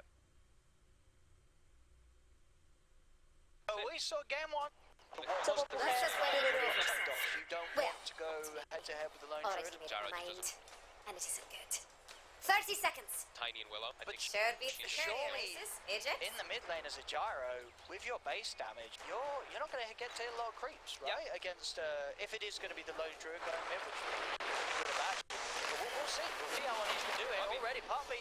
Like that. It's been found out. He's able to trap him with the brambles, and that's first blood for Box. I think Alliance. I think mid you at least get your your levels, and you can always gonna be able to get some secret last at bottom. You're just gonna probably chain. We'll see. But we'll see. I'll be Okay, interested to see how the back CS with like. the I killing. really look, it's going to be tough. You're against a man and his bear. And, oh, what's your right? But that's 4 bounty runes. Oh, okay, never mind that. He's going to be fine in mid. he's just got 4 bounty rune gold. You got a Wraith Band from it, right? Yeah. Your Wraith All right, Band yeah, coming out. there's no worries in the mid lane. Yeah, he should. Yeah. Maybe a little bit far, but it's still it's a good lane for Lone. The Lone Druid's still gonna be able to have great ways to get last. It's just Gyro has a really quick projectile, which time kind of nicely for us. We'll see how he does. Yeah, very interesting. I mean, all these lanes, top lane. He talked about the Axe Invoker dual lane from Secret. Will sort of pressure Alliance. Oh, Zai just missed 2 last hits, and the other one gets denied in the top lane there. One out of that axe. Skilled Helix as well to get in. So there's a couple waves up top and big proxy farm.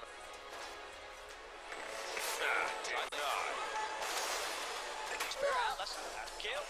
Alliance. He knows kills the need there where they're running it. Tri-lane.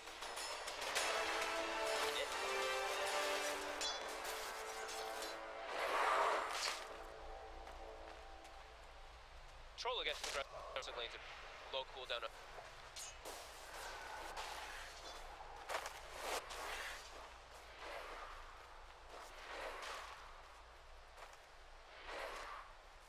Poking him. Yeps is gonna be low level off of him.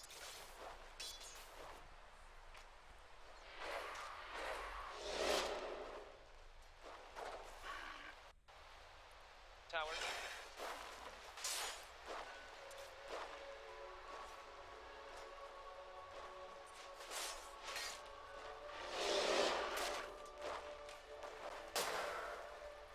Grab that one.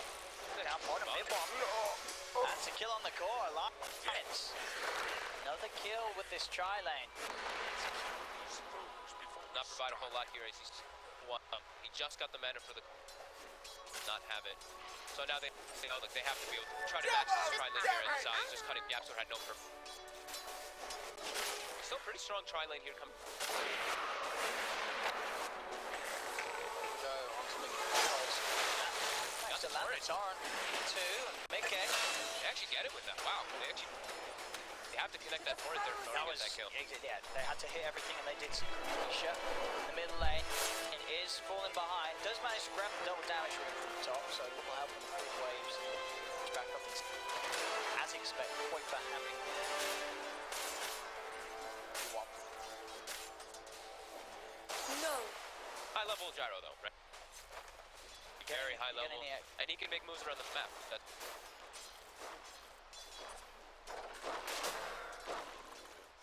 He doesn't really want to. It looks like been able to set the point, but it hasn't really been.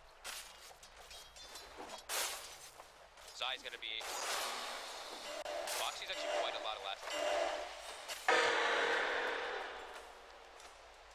He's now able to camps in.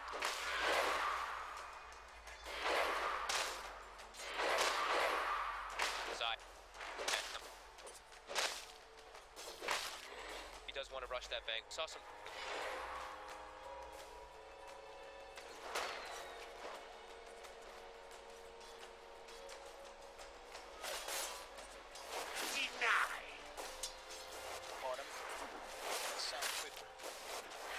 Harder for Alliance to try and look for kills again.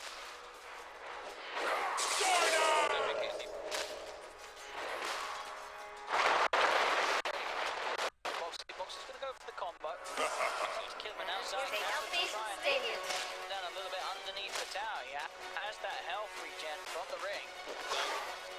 Going in, good toss Dive's back. top tower Will is stop under Zai from being able to finish the kill off. The Zai will probably go hunting again back in the trees. Back down bottom. Attempt two of them, but saying he's able to dive away. But can't be able to walk back in time. Zai over the hook first this time. Duck him, despite the tiny.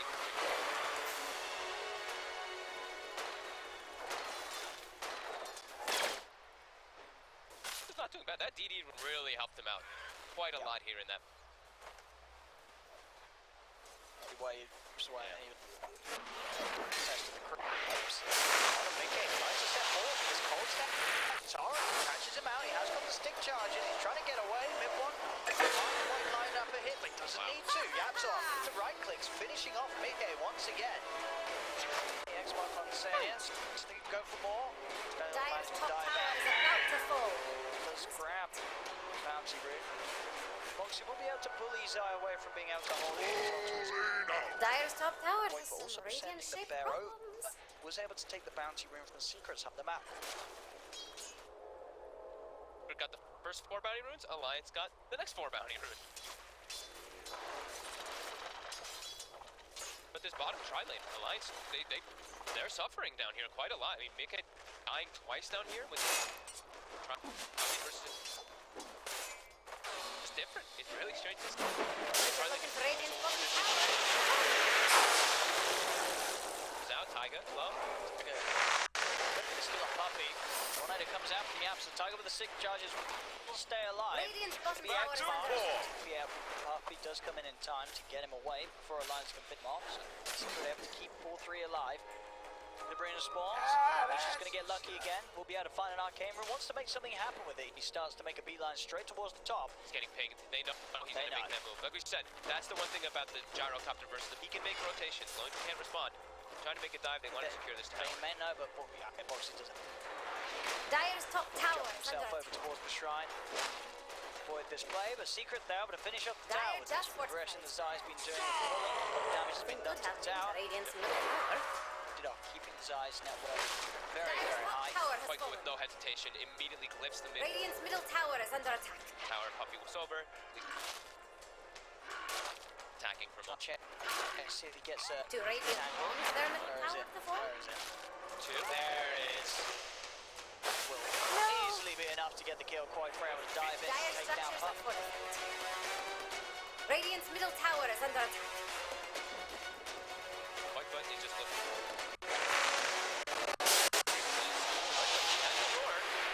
Well, maybe we'll try to TP out. Root's going to be there. First round as well as the Shadow Realm hit. Brings mid one down low. There will get the kill. Alliance is into the trees. They won't lose anything in return. Back to being able to kill off mid Radiant's one. middle tower has been denied. Punish when probably not ground lane.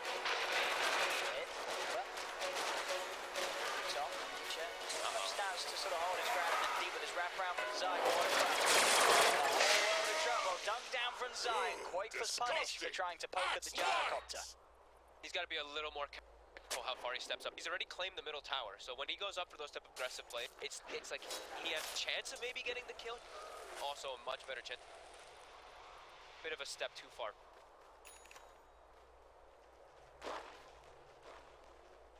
With these early item timing force that run at Alliance, it's going to be hard for Alliance to deal with him once he has that banger on the hood.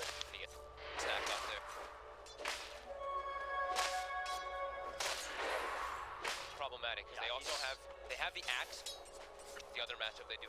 Control, you have battle trance. Axe gets a good guard out. It's always going to be against damage. Control. Snap and the rocket barrage. Don't end up off the end. It wasn't quite the combo with the missile, but it gets the kill. So they sort of staggered the spells there as Mickey is dead. Rotation from Nisha. They're making their tri-lane work. I mean, both teams had a little bit of weird tri-lanes. I would say Alliance, I like theirs because they had the but it made it work with their unorthodox Invoker, Crystal Maiden, lots of spells. Zai will just go. He's not going for the Vanguard. Yeah.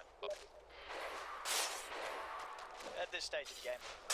Boxy will be going for the other. Otherwise, Dire with the scan. run. There is some squishy heroes, right? Gyrocopter can't. Also wasted. He's gonna be the one running around looking for. They have a launch.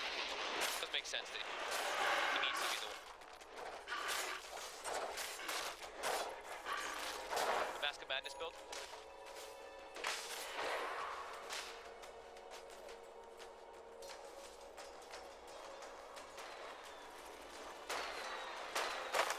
Dyer's middle tower is having a bad day. Back a little.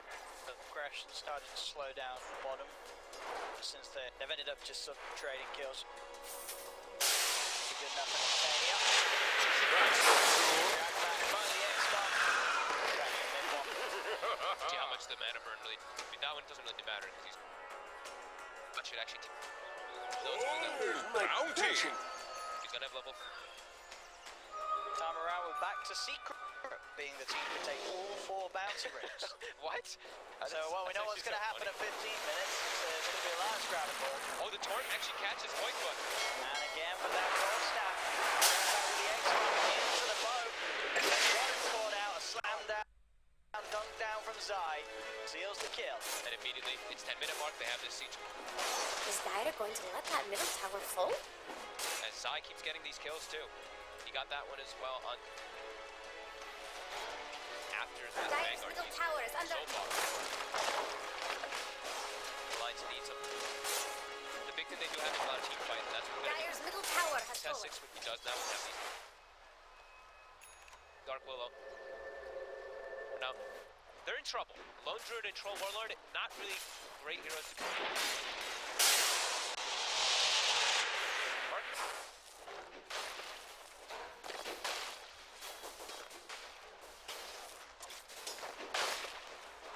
Jex thinks Radiant's bottom tower is about to fall. So he's wrong. Zai doesn't have the... Radiant's bottom tower is under attack. Rolling out! Jex thinks Radiant's bottom tower is about to fall. Can't say he's wrong. What's up? Thank you. Stick is through. Make him be the... Radiant's bottom tower is under attack. Play around point. Did Radiant's bottom tower just fall? Don't answer that. They want to clear out their junk. We know that she... Dyer's top tower has some Radiant-shaped have to weapons. use this. They have their team fight available. They're not level 6 on Tigers. Dyer's top tower Well, is still- under attack. Kill will do it. We'll get a kill to start things up. Well, one kill still this There you year. go. There you go. One kill does it. Time now. He does it. Straight out from 2. With the call when the sun rays out as well. Mikel on the man and they put the shot to run around. The body with the pull. On the berserker score. Grabs the one. No time towards the sun. Secret there. The kill on the center as well. Buyback coming out from Boxy. Wants to get stuck back in and out that team, and it will allow them to get mid one. Should have a good chance of getting Dietrich well, actually, with that play. And straight away, first hit route from Kuiper comes in. Lions having the overall Secret for those deep kills that they ended up going for. Did require a buyback from Boxy. Both Nisha and mid one get taken out. Fantastic vibe. Super worth it. Quite a lot more. And that Secret walking, like, they lose their CM instantly, they walk into the... Die in that. Buyback. Play an outline. But now Zai, I believe, does have... He does. So now The it's blink is Secret's done. time to go for a jump, go for a smoke. That was also like the perfect place for Lions to fight too, right? The egg got cleaned up very quickly. The way a Secret, that fear connects. Heroes get some.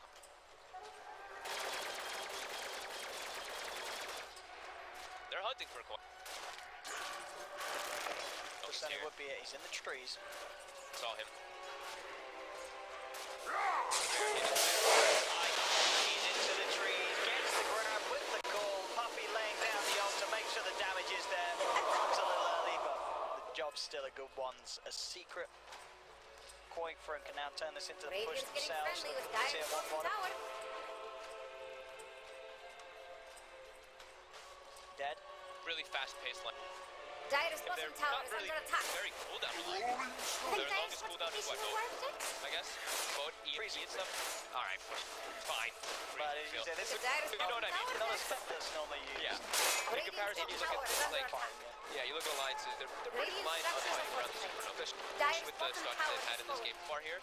They're going to have to rely on ways of them protecting that. It's a bit hard here. They have bought some Dire's time bottom in tower is under attack. It's that Maelstrom. Well, like we said, there's natural counters versus the axe. You're getting dunked on. He's gonna be rushing. That's very annoying. Kept low.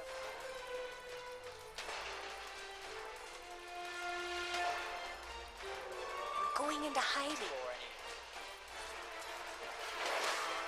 Yeah, it's either BKB or you have to like battle trance after the spirit goes on. You instantly dispel. Smaller intro. Same place. Setting up the fight. Alliance available. So buff, he's the one this hour hitter. So hard to sort of start fighting. Dire You structures stand are there, fortified. tanking the tower hits. No space with the pressure. Dire's top tower has some radiant-shaped problems. Big arms together, the axe and the maelstrom. Yep, Tiger knows that he's triangle here. He's push him slightly. They don't want to take Dire the are spike scanning here. for enemies. Split push going. Feel for Alliance. It's a little awkward to play because they have this blink on. Not to do that much with it. Being able to find those catch costs that they would hope for. Pushing and large numbers. And they're just Dire's hiding top too. They're hiding the tower is squishies. under Like, look at, yeah. And so are hiding in the tree. Puppy's gone for the double bracer and a race drop. Tiny. Only side shot. Grab. Cold snap silence. They got the damage and Senior will Dire's be able top to dive tower away has some between the cold snap radiant-shaped ticks. problems. Sound for life. Big Story for the farewell, tower, though. Dire's Secret top will be able tower. to push that one down. Get away. 4K lead for Secret at 60 minutes in. Didn't show himself. But he hit immediately. Expecting a move. The way that they've been playing, Alliance is probably starting to recognize, hey guys, they're feel like some sitting right behind him, following his job. This'll come in handy.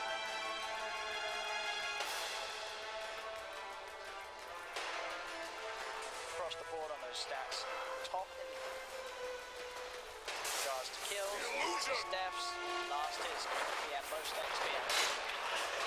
They're right at the top. Boxy, get the X. And that's a good one. Holding Boxy down in place on the bow, but still, he is pretty tanky, he's pretty beefy. They'll grab it back once more. Fear's going to be sent out. Only chance to side. The rest of the secret able to dodge it. Alliance is still very buff, though, and they cannot. Alliance still just trying to catch up. Is Mickey Dire going has the to let Maelstrom that over middle tower fall? because he's just very confident. Dire's middle tower is under The attack. map. Really amp the pressure up. Alliance be ready for a 5-man defense. Is Dire going to let that middle tower fall? Ooh, Tough for them here. Dire's middle tower didn't last long.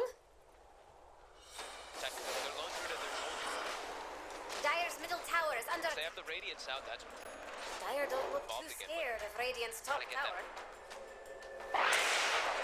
TP hand finds one. Trying to TP out. Spoiler is dead. Fools die. He As goes, you well walks know. back up, he's got the more information.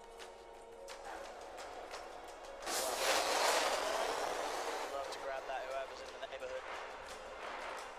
Alliance have to find him. Double damage!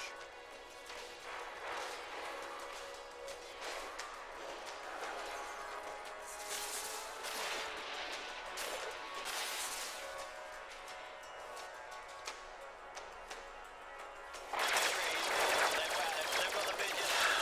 Cold snap and rocket barrage You leaves remind me of no option for Insania to escape. And when Phoenix is dead, that's their time. Roche Pit, it's gonna die. Hey, they got the solar crit. And it's Spirit vessel done. Crimson Guard complete.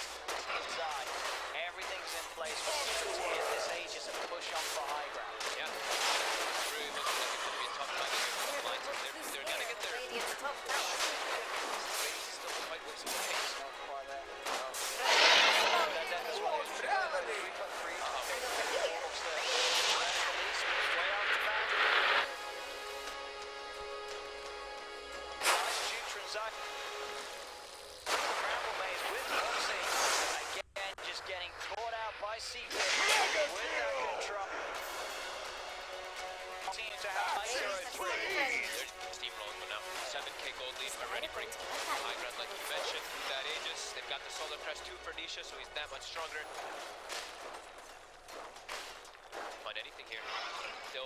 Still in recovery mode, still trying to get that radiance out and make it into this farm of BKB, but he's still a ways away. Gaz was owed. Slows down. Again, Zai is able to jump in.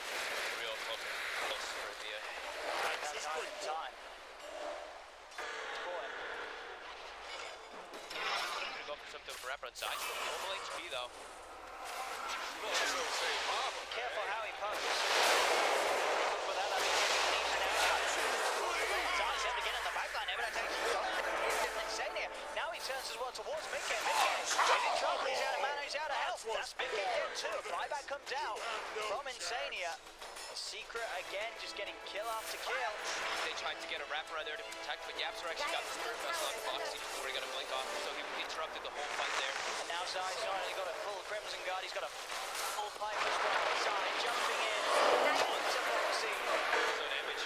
Koifa's trying to hit back with the bear, but this 21 minutes pipe Crimson Axe is what is possible for Alliance to deal with. They just run down Foxy. Foxy has to buy back. The Rats in the middle lane in trouble. A secret 11k lead. Egg comes out. Looking to try and take it down.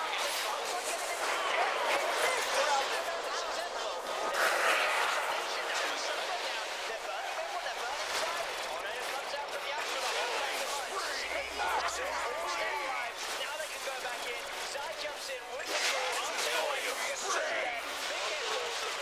Foxy's around and he's out. Dead on a lion. GG it's called. And Secret will take it to 21 minutes in. 15k lead. And this is, I think, sort of the type of game that themselves expected to play. Yeah, this was a working out perfectly. It just looked like everything came together after they had one and then one down fight. Even though lines were bought back and they got, it didn't matter. Like the damage.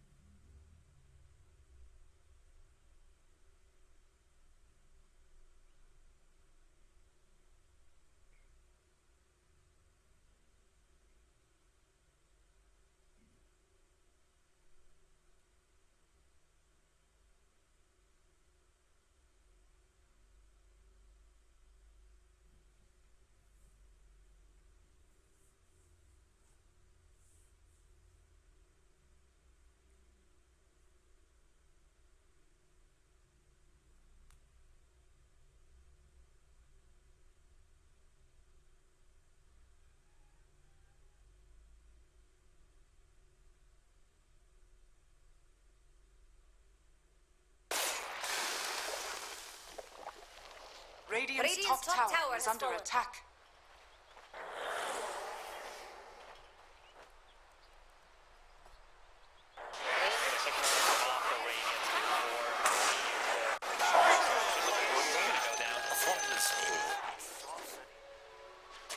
I remember seeing something with the radiant disruption. If you spam click it like while you're disrupted, you can actually turn it off as you come out. There was like a. I just remember seeing a clip about it on Reddit. It seemed like a little bit broken that you could. I don't know if you still can or even if these players are aware of it. Watch for It's safer to turn it off before. Yeah. Just in case. You don't always get a chance for that. They're gonna go. They're looking to kill off this Shaker. He's a tanky boy. But not tanky enough as they will be able to burst him down. And we'll start with the BKB is being fiend script up here. Does solve the ultimate when this fiend script wears off. So I think Gabby is going to be okay. Bounces away. Does get the ultimate off. Disruption will hopefully a little bit longer here. And they're going to blow him up with the Sonic Wave. Even through the ultimate, they had the AoE damages. Tanking gets fairly low. We'll die to the Shadow Poison. Thank you. Such a great game with the Shadow Demon. ENC, despite getting those... Didn't even get a BKB off. They had 6 kills in a row and then immediately overcommit and give away a bit themselves. This is what we want to see. We want to see chaos. We want to see a lot of kills, and they're giving it to us. Worthy tribute. High octane. You think this kind of play favors either of these two teams? Right now it's just a bloodbath and no one's come out on top yet. Lately, I'm kind of used to seeing TNC being disciplined. I don't want to go back where they were in the middle of the season. Yeah. So take it slowly. It's only 2,000 effort lead in gaming at this point, and the Alchemist is on the enemy team. There's a thing, if you're not at least 10,000 ahead with the Alch on your team, you're not ahead. I just made it up. Yeah, that's you. It sounds like you're just quoting yourself. Yeah. Refer to quotes of yourself in the past. And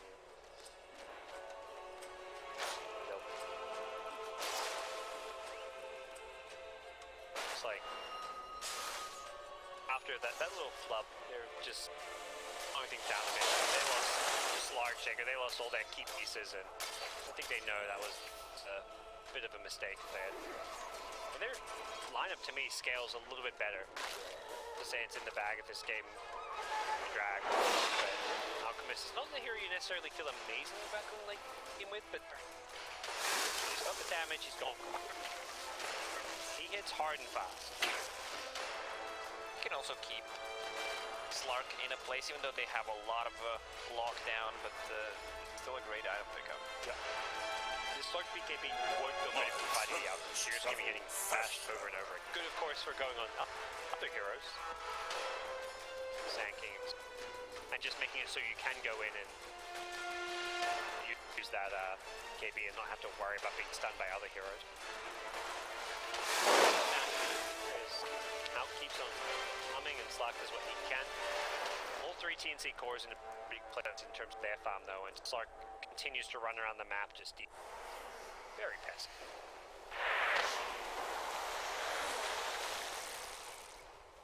TNC 3 off map and 3 inside of Shadow.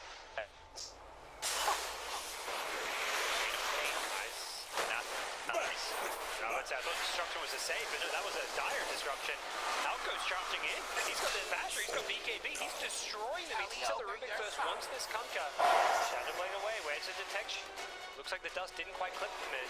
Another blink in from the Sand King. Sand King gonna go look for this one. He hits a Burrow Strike, but he doesn't catch the Slacky. Slackstone charging himself with a BKB. This is a stolen Burrow Strike from Tims. That helps take out the Sand King, and the Lina LSA does land on the Rubik with the cast rate. The Dragon Slave fall with the Queen of Pain. They're gonna get a third kill. TNC crumbling one by one. King Gaming are just so strong at this stage of the game with this Alchemist. All of that because they try to use stun and disruption at the same time. So this kind of backfired to them. It's going to be a free tier 2. It may respawn in a minute and 30 seconds.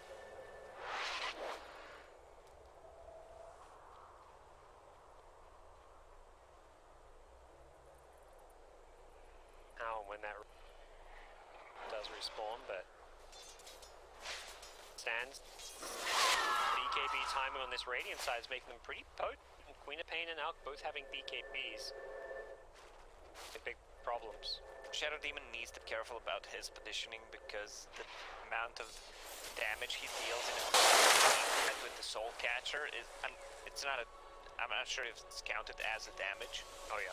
But the Soul Catcher, if he uses that multiple times in a team fight, I don't see them using it.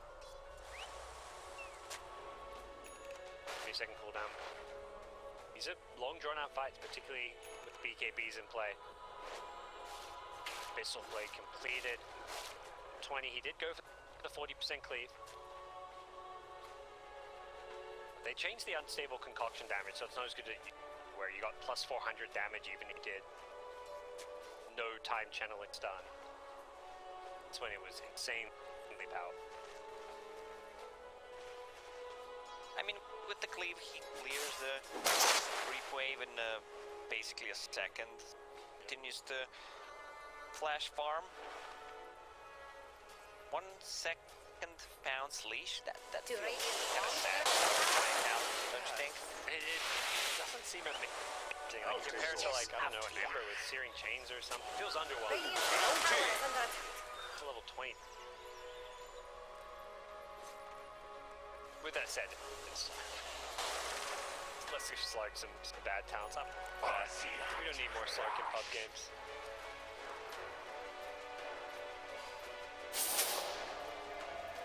I feel like the big Dire with the scan. difference from game 1 to game 2 has been Arnold's Hunka. Like game 1, he completely crushed it. He was 10 of 9 at one point. Time around, he's been punished a lot more and just hasn't been able to make the same kind of plays that we saw him.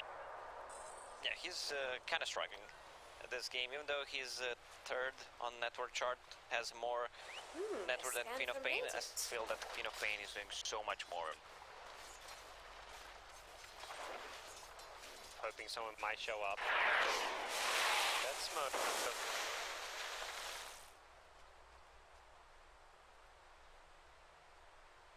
Yeah, I don't believe so, but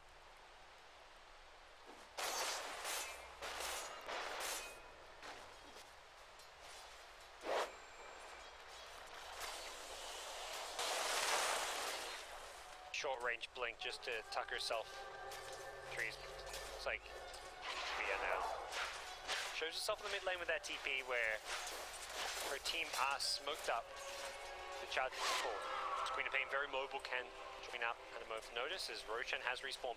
Both teams will be prioritizing their game plan around Roshan now. Oh, climbing the high ground, sanking, but quick fingers from Rubik, blinks out.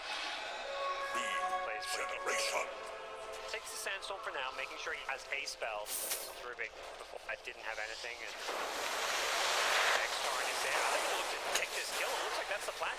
Nightmare save is there. And with the B on side, he can feed script up in the trees. The boat takes too long to really cancel, but they still go to the open space. The backline is Alchemist taking out the Rubik immediately. This Alk is such a beefy boy. Pops the BKB, turns the Viper's Life. He forces him to pop the Shadow Dance just to keep himself alive, and instead Alk's going to find a new target. It's the Kunkka. These bashes just coming in one after the other. There's no escape from poor Armel. Back in, and what a go!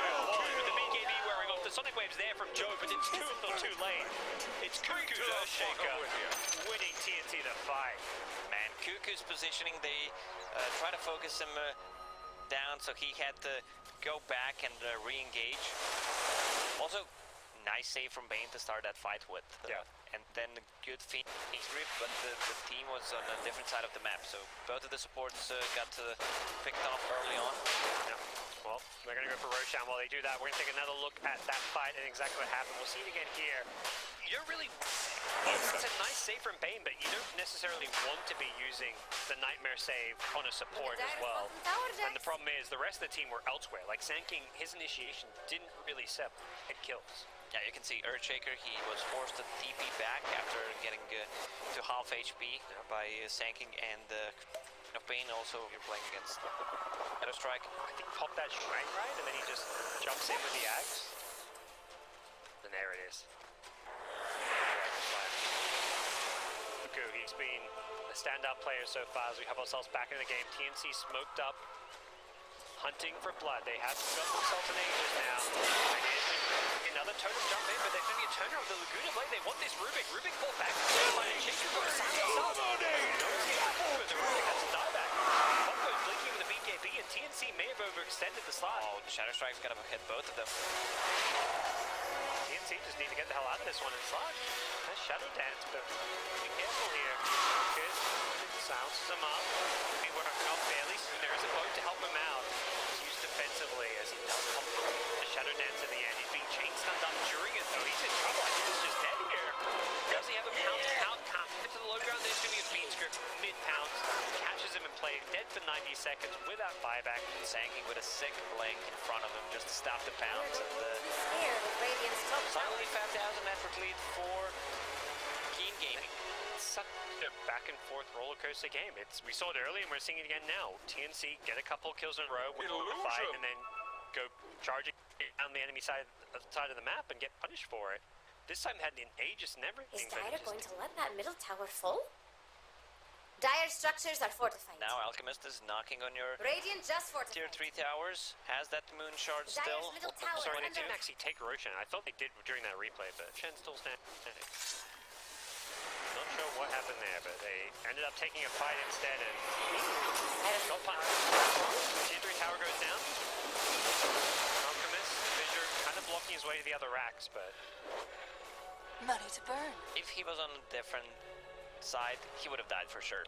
If he pops a BKB, Purge, I think they would have enough. I guess that is one of the downsides for TNC with their draft is they just don't have damage to kill Roshan. Unless Slark has a lot of S shit built up. When they killed 3-4 heroes, they didn't have the ability to go for Rosh. Radiant on the other hand, the Alchemists go for this one, but they may be punished if they're not careful. See, on Invis. He comes shouting, but Burrow Strike completely whiffs. He's maybe going to force a reset, but it's going to be overtaken the front lines with a BKB. Can he pop it? Defensive disruption is there. He helps BKB himself. Jumps out from the shake Alchemist. He's going to stun himself. His BKB wore off right before the sun landed. He's in all sorts of trouble here, but the save is there. They wake him up. Slark's BKB also being wasted. Both sides, like a lot of panic, it feels like. Inefficient BKB use coming out from both Slark and Alchemist, and both teams using their saves so effectively. Nice play from Shadow Demon. Glimmer capes forward with the X just to get D-Ward off. I like how they try to bait the enemy team with the Earthshaker. They know he has a BKB, he jumps in aggressively. There's a Shadow Demon behind you with the Ether Lance and the disruption, so you don't have to worry. Also, he forced them to use BKBs, but they still didn't take a full fight. Do we see any level 25 talents approaching? Alchemist level 23, we're still not there yet. 23 on Slark, 22 on Quad mid lane. Blinking in, but he's being lifted and needs to be careful. There's a Dire Sentry Ward here. This is the defensive Yule Scepter with the Demonic Poach going to pull him back down from that Yule Scepter. The boat pull back. Nice save coming on in from the Nightmare, but it's only going to do so much as they wake him up and still take him out. Alchemist's gone charging back in, has the BKB. Dado is doing so much right-click damage, and the Sonic Wave there to help secure the kill. Buyback in place for the Rubik and sends him to the Radiant. Keen Gaming using their buybacks. They've lost the Bane though. He buys back himself. They are so dead set on winning this fight and trying to secure themselves Roshan, and I think TNC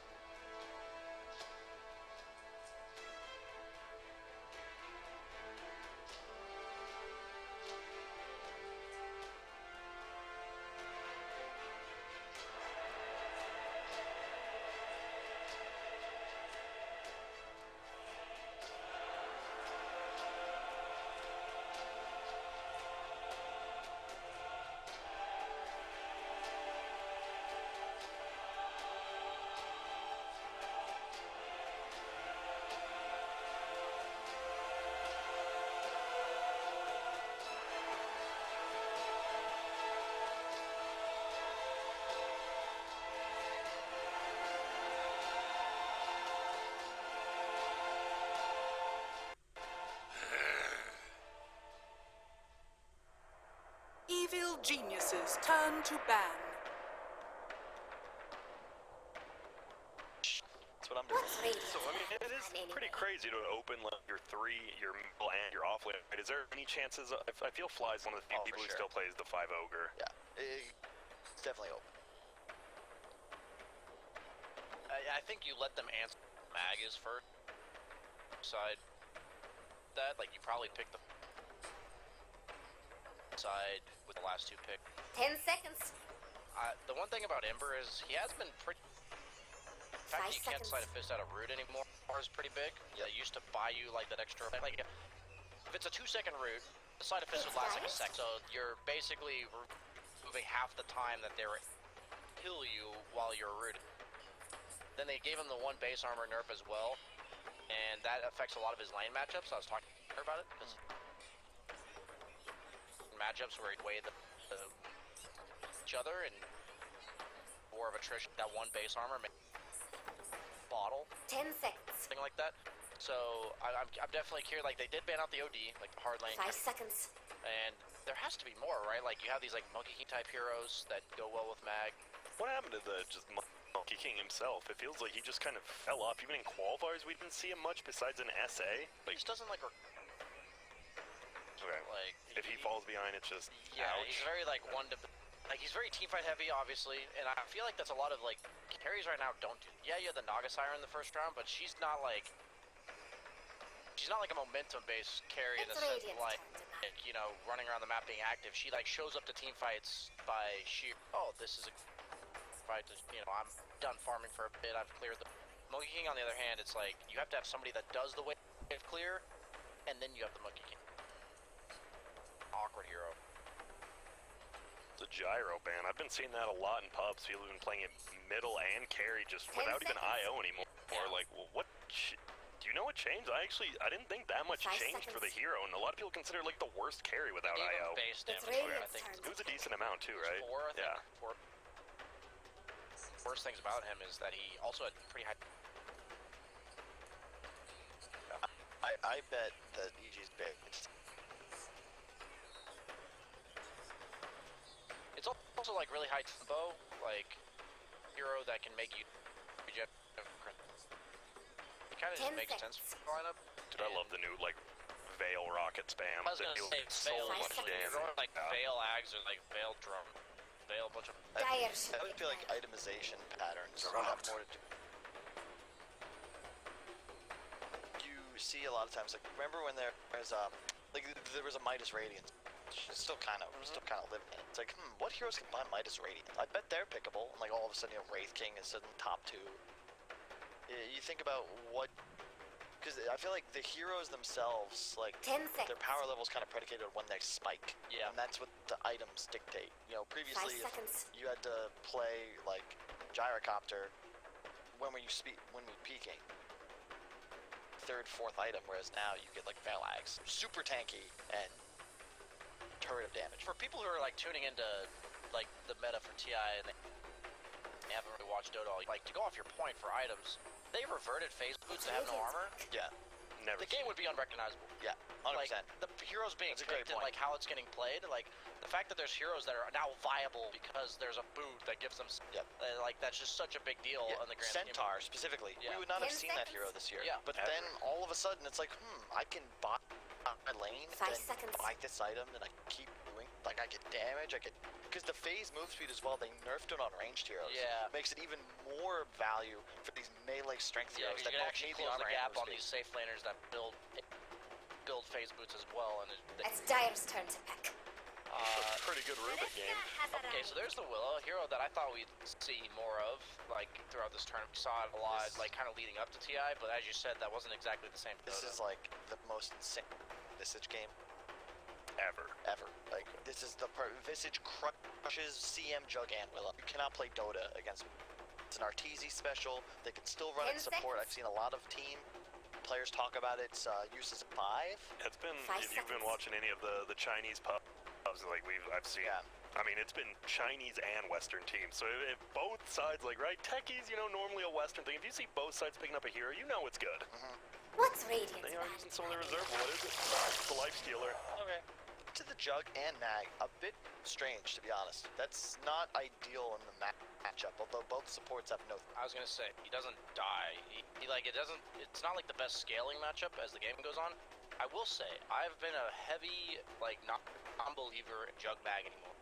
Be that you would... 10 seconds. Like, you don't cleave and spin anymore. But when they made it that spin is, or that 5 cleave seconds. is, for whatever reason, that changed. Like, it just feels like with most games I've seen Jug Mag, the Jug actually has to build a BKB. Building a 4,000 gold item to be the same hero that you used.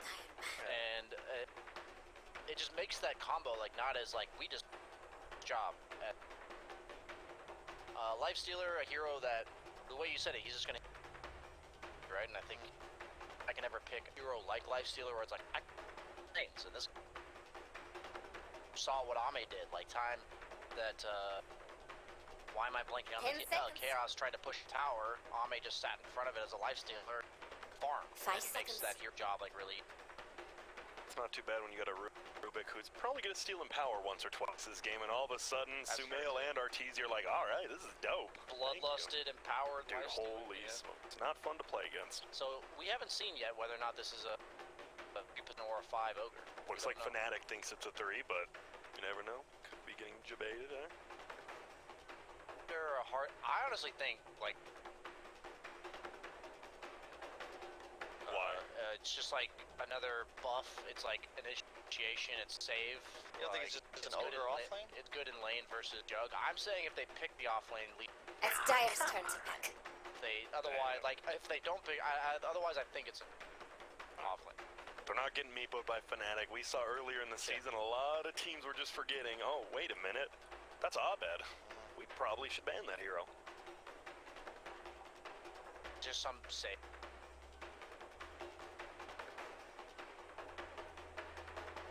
A hero that just walks in like and like doesn't care about positioning. You could do like counter initiation like Warlock. Like I think that's why they banned the Wyvern, right? Definitely need some crazy... Ban the Wyvern. They did ban Meepo. Like, you know, they banned out the last pick. I don't think you need to get...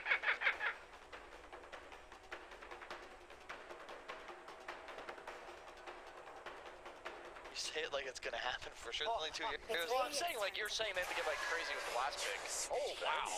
I haven't seen that hero in... So is that the 5, you think? That's probably it. That is a save. I like that. It's a counter initiation save. Okay, it wasn't Really exactly good what I against envisioned. Yeah. And it also is really good against Joe. Yeah. The amount of physical damage that bench supplies to herself and her entire team against Lifestealer type heroes would be very annoying to do. I mean, you can't really pick Brood against Ember, can you? I feel like it's a muggy. Almost.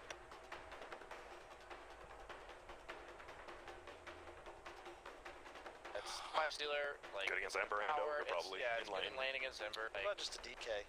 you could go DK too. Just like, if they're going for like the hard lane counter, you're going... Go like, what is there any other like flashy mid hero for Abed that like... Storm? Lane? Or I'd be okay with Storm. Their only lockdown really is the Rubik. A lot of damage. They have Avenge, they got potential multicast. Well, you want a hero that runs around, right? Like, you want an active hero. Mag in the early game's not... Jug, Pape, but he's more of a hero you... But do you guys like Magnus as a 3? I've always heard it's just like, why not put him as 4? Yeah, Get a better hero. I tend to play him very... like, Greaves. He used to do HOD, buff his creep. Definitely not going to do... Hopefully not versus Lifestealer after what we just saw. Please don't. Well, they're using all their time here. 10 seconds left. First game of TI for both teams here. Pretty important. You never know. This could just be the tempo. You could just go on a 6-0 roll today or a 0-6 roll, depending on how you start. The DK. Yeah, I don't mind the DK. I actually like Fnatic's draft more. Yeah. Because I think I like the DK because I want a stun. And I want somebody that can frontline. Like, you needed some beef. And DK, you get the natural armor. No one can really buy break on you.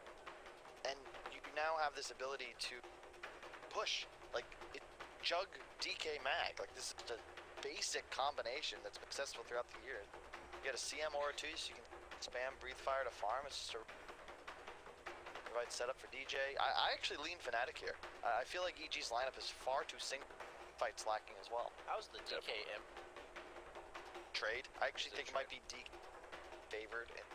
Check what's D. Okay, so it does break. 10 seconds. Level 1. Yeah. It's more that you actually 5 just like seconds. hit Ember and you're not as reliant on. So have I think slightly more bait.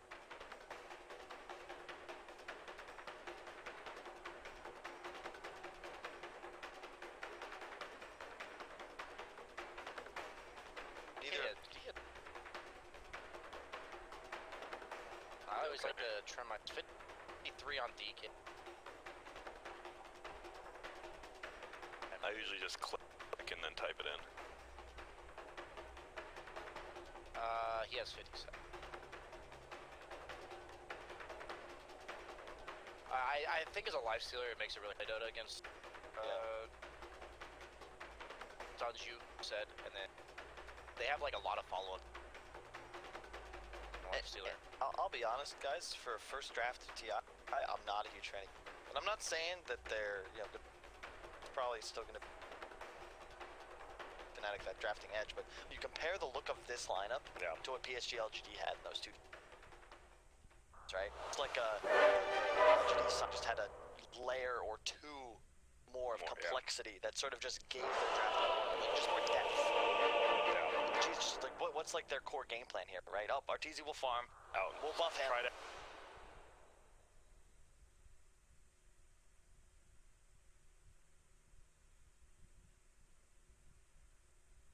players, but I think like the other of like the pace of the mid game and who ahead. Despite the fact that I kind of like Fnatic's game plan, I have to believe EG's same team they've always been, predicate themselves on like snowballing the lane quite easily. Possibly do. We see the same ogre build we saw in the first game, just the stout orb of venom, one set of tango. But we do see a smoke. We don't see many smokes anymore out of the base. They want to get something down. They have Dubu with a ward. Obviously, they have the lockdown if they need. Dark Willow as the sentry.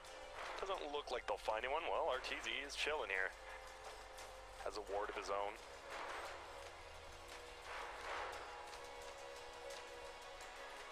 Looks like ogres are 30 seconds to battle. Bills. Yep, First makes things sense. You don't first, need Jax. mana. Who's their money on? And Bloodlust. Yeah, like you also don't need health regen. 5 points. Pretty damn good. That's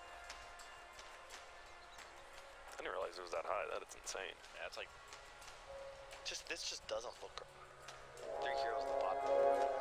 They're all the same. Like stunning. Just stun Like them. single Stun target them. stunning. I was gonna say they're all single target disables, but they don't really have anything on Fnatic that like they don't have some multi-target hero. I feel like the innate survivability of draft below ult, like that. Oh, this guy So the has fact no that they have like chill, AoE combo team fight with the And mag, they just Willow. tank through. You're not going to be able to just immediately execute a kill as EG. You're going to have to. It'll take time. So we'll see how this first level, middle one looks like. Sumail wins the block battle here. Breathe fire. Last hit. I love just watching middle. Nothing more soothing than just watching people last hit. Hey, this is Sumail versus Abed as well. You asked for him. And this was one of the biggest matchups in NA for a while when he was on Digital Chaos. And it does look like there's a full tri-lane coming up top though, and we got Ice. Ice DJ. Doing some crazy stuff, pulling the creeps away, fly. Trying to really make it look. Maybe this is the approach to Ogre, just like let your carry get solo farm for a bit, give the levels underneath the tower. Now that the lane's gonna kind of swing out, usually it does this on the. And that's exactly what they're doing, so. See the idea behind it, because you're not gonna beat the Ogre. Not ever killing guy, as Kyle said, even when you guy, you're just expending so much resource, like he just comes back. Remember, like, it's like an off in a Batten from like a year ago, but like way better in lane with a stun. Yeah. You can't deny yourself, but Okay, well, it's not really the You're same giving at all. some. You're giving. It's the same, except for 9 Just differences. completely different. Dude, what is... We've got some creeps just running all over the map. Dubu's taking these the long way. Arteezu is trying to pull him to connect it again, It's called the scenic route, I believe. taking a... You guys hikers or no? Yes. Of course, it's far. Well, that's such a BSJ Dude, I love hiking. I'm with you. I'm a My mom loves splunker. hiking, A splunker? You've never been splunking once in your life. No, I haven't. That was a BSJ move. Oh, okay. He's tell me you haven't explored a cave, BSJ. I have not explored. You know what? I lied. I bet you play golf. I do. I play golf. Yeah. Not very well, but I play golf. It's a defined play, you know. It's like, do you It does play make sense. Dota? You know. It seems like you probably do better in a sport with. So why did Sumail just leave the regen down here? Does he assume, like... How did he leave it down there? Because he walked down there. Is he just going to go pick it up after he The pushes lane this? bottom is There like you go. kind of controlled by crit, right? Like you see how he's zoning the Willow for the most. He's kind of like a barrier, and he knows that DK's not gonna walk forward. Use up more resources before- Emergency, Grant. You gotta change the order. Blast hits enough. Yo, oh my god. There we go. There we go. I looked at it and I just. You couldn't do it. Wonder what happened. Someone must have touched my computer. You know, I'm usually perfect with the observing, so obviously someone else made a mistake somewhere here, but, you know, I won't call anyone out. Yeah, it was Kyle. He set me up just to call me out. He's like, I'm gonna get this dumbass. Oh my goodness, and now after that, well, they get crit down bottom. Looks like you just throw it down, you get the stun in the bramble. I was gonna say, this jug pick is nice in the sense that at least you have kill potential. We talk about why we don't want to kill the ogre, but at least you don't expend too much, right? Of course they get what's out there, but you can't ever trade against ogre because you kill lanes. And even then, you're like, look at this. It doesn't have spin yet. He's down for 4 seconds, and he has 8 stick charges. Well, he's getting run at. I don't believe. And there's the healing I feel like he could have like ran the other direction, like to the left. I think Dubu. I think the pathing. Yes, I believe that's what happened actually. That's a rough. You get crit first blooded, but then all of a sudden you just lost your carry when you probably shouldn't have. Yeah. Just to clarify, because I know there's a lot of new viewers, a lot of noobs chat. Hello. What we're saying is, so Dubu TP'd, but like was blocking the. He was right clicking somewhere to the left of where Dubu Yeah, TP'd. exactly. So if Dubu's standing like, Dubu's like right eighth. You get it. And then he's like doing some sort of like over here figure eighting. Yeah. And the way pathing in Dota works, like it still tries to take you to that location, but it can't. blocked. So it finds the direction you're trying to go. Yeah. And you know what's good about that? Phase boots. Oh. Another good use for that great You know item. what else is good? Binding a direct movement key in your options. It allows you to move in a direction regardless if the pet's But blocked. even then, like, if you're in the moment right there, you're not going to realize you're getting blocked by a support who just TP'd in. Because the problem is it went from not being blocked to blocked. You know what I mean? Maybe you should just play with more Legos. Well, but is he gonna get both the range creep denies? He does. Value stuff. That He's is just 1-1 bringing it up. Double bracer. I like it. This is how you play against the game. This is why you're favored, because you just tank the damage, and as you just saw, you just stun for denies. This and is like a last hits. timber saw type. Yeah. You're just chilling. But Ember just can't get denies, especially with the double bracer build. Like, he's 1300 health. Belt of strength. Yeah. This is great, and I feel like this is ideal for Fnatic. You're going to be able to control the tempo of this game. Another issue with EG's lineup, where's the tower damage? Absolutely none.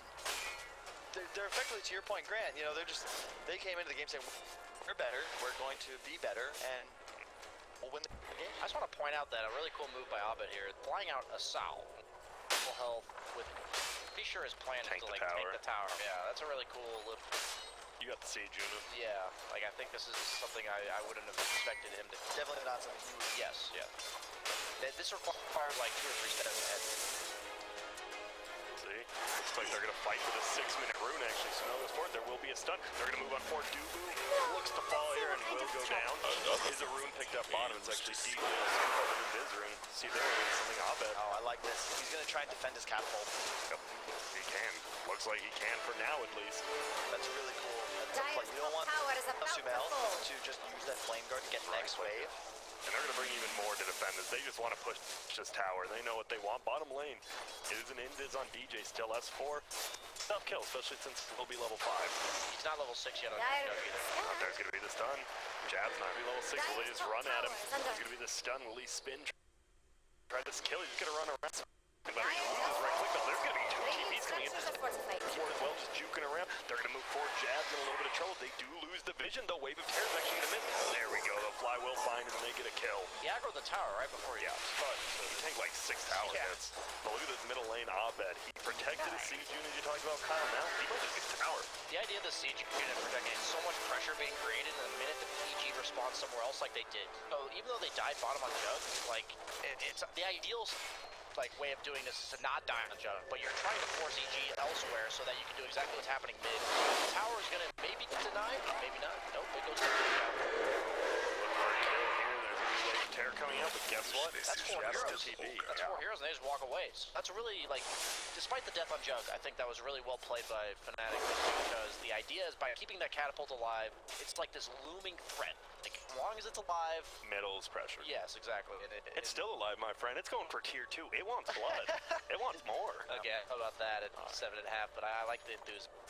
I love me some siege. I think this is we're going to see entire playing around.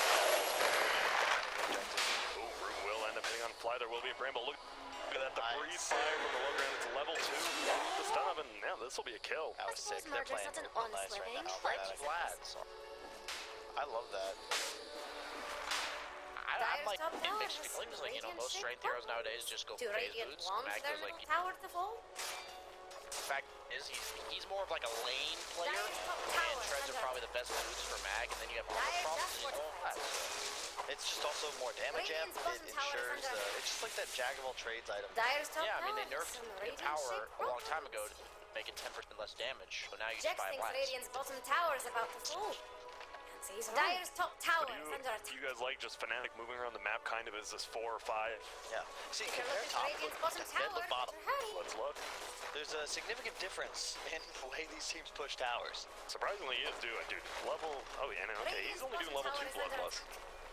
It's not maxed last time, but yeah, they're not They going don't to even go need for to this. defend it. It's just Defending itself. It's like, I got this. Jax thinks Radiant's I'm bottom surprised that tower no is one's about coming to down here fall. though. Like there's heroes in the area. Fnatic's at the shrine. I think it's away. S4 has a soul ring, by the way. Like, he's not going for the Midas. He had like 1,200 gold saved up. Good And went happening to lane of Radiant's attack middle plus tower. fully invested in Midas. I thought I decided my trying. See them right click each other. TZ not too scared yet, as you said though. Could just get ulted by Mag, right click down. Generally speaking, the Lifestealer matchup for Lifestealer Jug is Lifestealer favored for like 3 items. Jug. And here's Is there ever an item build Lifesteal Radiant or can wands go to their not do middle that, or is tower it just all the builds pretty much get From countered? what I understand, like by playing it out, it's mainly just the attack time is the Radiant's problem. middle Like tower they're is both under heavy attack. right click. Jug has 1 point. And he's an agility hero, so Yeah, eventually. he naturally just gets more attack speed without having built. Oh my goodness, there's gonna be the multicast into the death. Fades, boots, soul ring, plus that wave of terror. That's far as a lot of damage. Problem. Dude, he's a lot scarier than, I mean, Chalice won that game, but like this ogre, he's already Playing it like a under core. Like Yeah. the Chalice one was more of a 4 position out. like the secret style, as you said, yeah. So far so good, I'd say for Fnatic, but still with the lead. I think it's kind of it's really the offlaner disparity. That's where the network. Watching right click battle going on. There's gonna be open wounds. You can't ult because go over. Honestly, I like the way Arteezy's punched, though. He's forced. Happening right now. That's all because Arteezy just spent the last like 3 minutes running a Jug every time he went up to it. That was like building up over the course of 3 minutes, which is really cool. Play. A lot of that though, if you check out the board on their own shrine, that's what's allowed Arteezy to play this way because he knows where Ice has been, farming jungle instead of threatening an RP top. So anytime he moves this way, I'm backing up. Anytime he's not, I'm hitting you. Yep. I was discussing this with Gunnar because Gunnar has some like pretty crazy moves that he makes where he just randomly runs for heroes, and he's like, if I see heroes and I think I can run into them, I do it. It's like it's the same thing when you're farming. One of the highest skilled things to do as a player is knowing that you're allowed to just run at a guy. Yeah. Based on the information you have, the information he has. It's always it's funniest thing. It's probably the easiest way to identify bad players, like pro matches. Like I remember games like.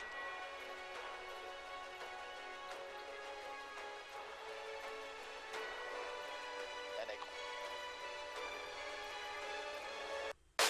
Some casting spells, and you got to be willing to, you know, Risk push it to the the biscuit. envelope. Yeah, you got to play with risk. Am I right? Like, Yeah, you gain information by taking risks. If you just continuously play passive, give the enemy team space. Okay, we are smoked up on EG. Probably looking to rotate to this Ogre. Kind of like we talked about this Ogre's a problem. He's constantly pushing lane, and he's electing to go Midas after these like early game power items, and this enables his team to play around him like this. Look at them. The catapult's still alive. Bloodlusted. Let's make a move around. Bloodlust Dire catapult. structures are fortified. Creep wave, they're making this move. This Willow's getting go. They might be making an alternate call because he knows they're about to show. Really good play by Arteezy. There we go, DJ's still there.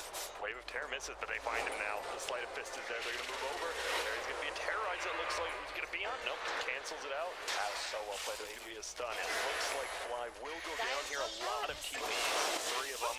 That was actually perfect. You can see, so like, you make this smoke move, it goes a little too long, the window to make the play has closed, so they bait it back. Like, that's exactly how you have to play that scenario as EG. They force the rotate back bottom. Okay, this DK has the Blink Dagger if he wants to go. He's not buying it yet. He buys it. Is this like, what do you do with this now? You just smoke up, get a kill, or do you just run around with +1? You just make some plays. Get a couple kills, look to do Roche around that 18-minute mark or so. I think your primary plays are on Jug. Like anytime Jug has Omni, you just need to play on the same side of the map as him. So what Lifestealer was doing earlier, possible anymore. I think a key point here is that the Fnatic lineup, specifically their 1 and 2, are very level dependent. You want 12 on Jug and 12 on Abed before you do anything crazy. Really only what? The Jug 12 is not nearly as good. Why is that? It used to be that when it was flat Omni /damage. Oh, well, it's literally just 0.25. Yeah, it's like virtual. It's funny that you said it because like I was literally like, oh, I'm level 12 on Jug, I'm strong now. Let's go. And I looked at this and I was like, wait, one extra. All right. It's still like nice damage output, but it's like it used to be that like level 12 was like plus 600, not plus 150. Yeah, exactly. So it is still a ton of damage with the Empower, but you just want to play around Jug in the sense that you want this map pressure of the 2 heroes. Carries farming, you want one of them to be It's like some sort of game going on middle, they will get bullet down. This Widow TP is actually invincible this game, right? Yep. Yeah, like there's no way to stop it. Lift someone else into it. Yeah, okay. That's about it. Or lift a creep, yeah, okay. Does that mean you don't level? Oh, I'll think, and I'll disagree. Okay. I will. No, yeah. So what's Rubik looking at this game? Is he just Steel Breathe Fire, I'm gonna farm creeps? Is there like any just like a Crystal Maiden ulti or something in a team fight he wants? I think it's the RP primarily. RP. Yeah. Especially against Mag. Like it's just a game changer. There we go. Sorry, net worth. Look at that. We are pretty much dead even here. Experience a little bit in favor of Fnatic by about 600-700. This So Willow very is even. unkillable. Actually. Think about it. They have to like the Rubik lift on the Willow.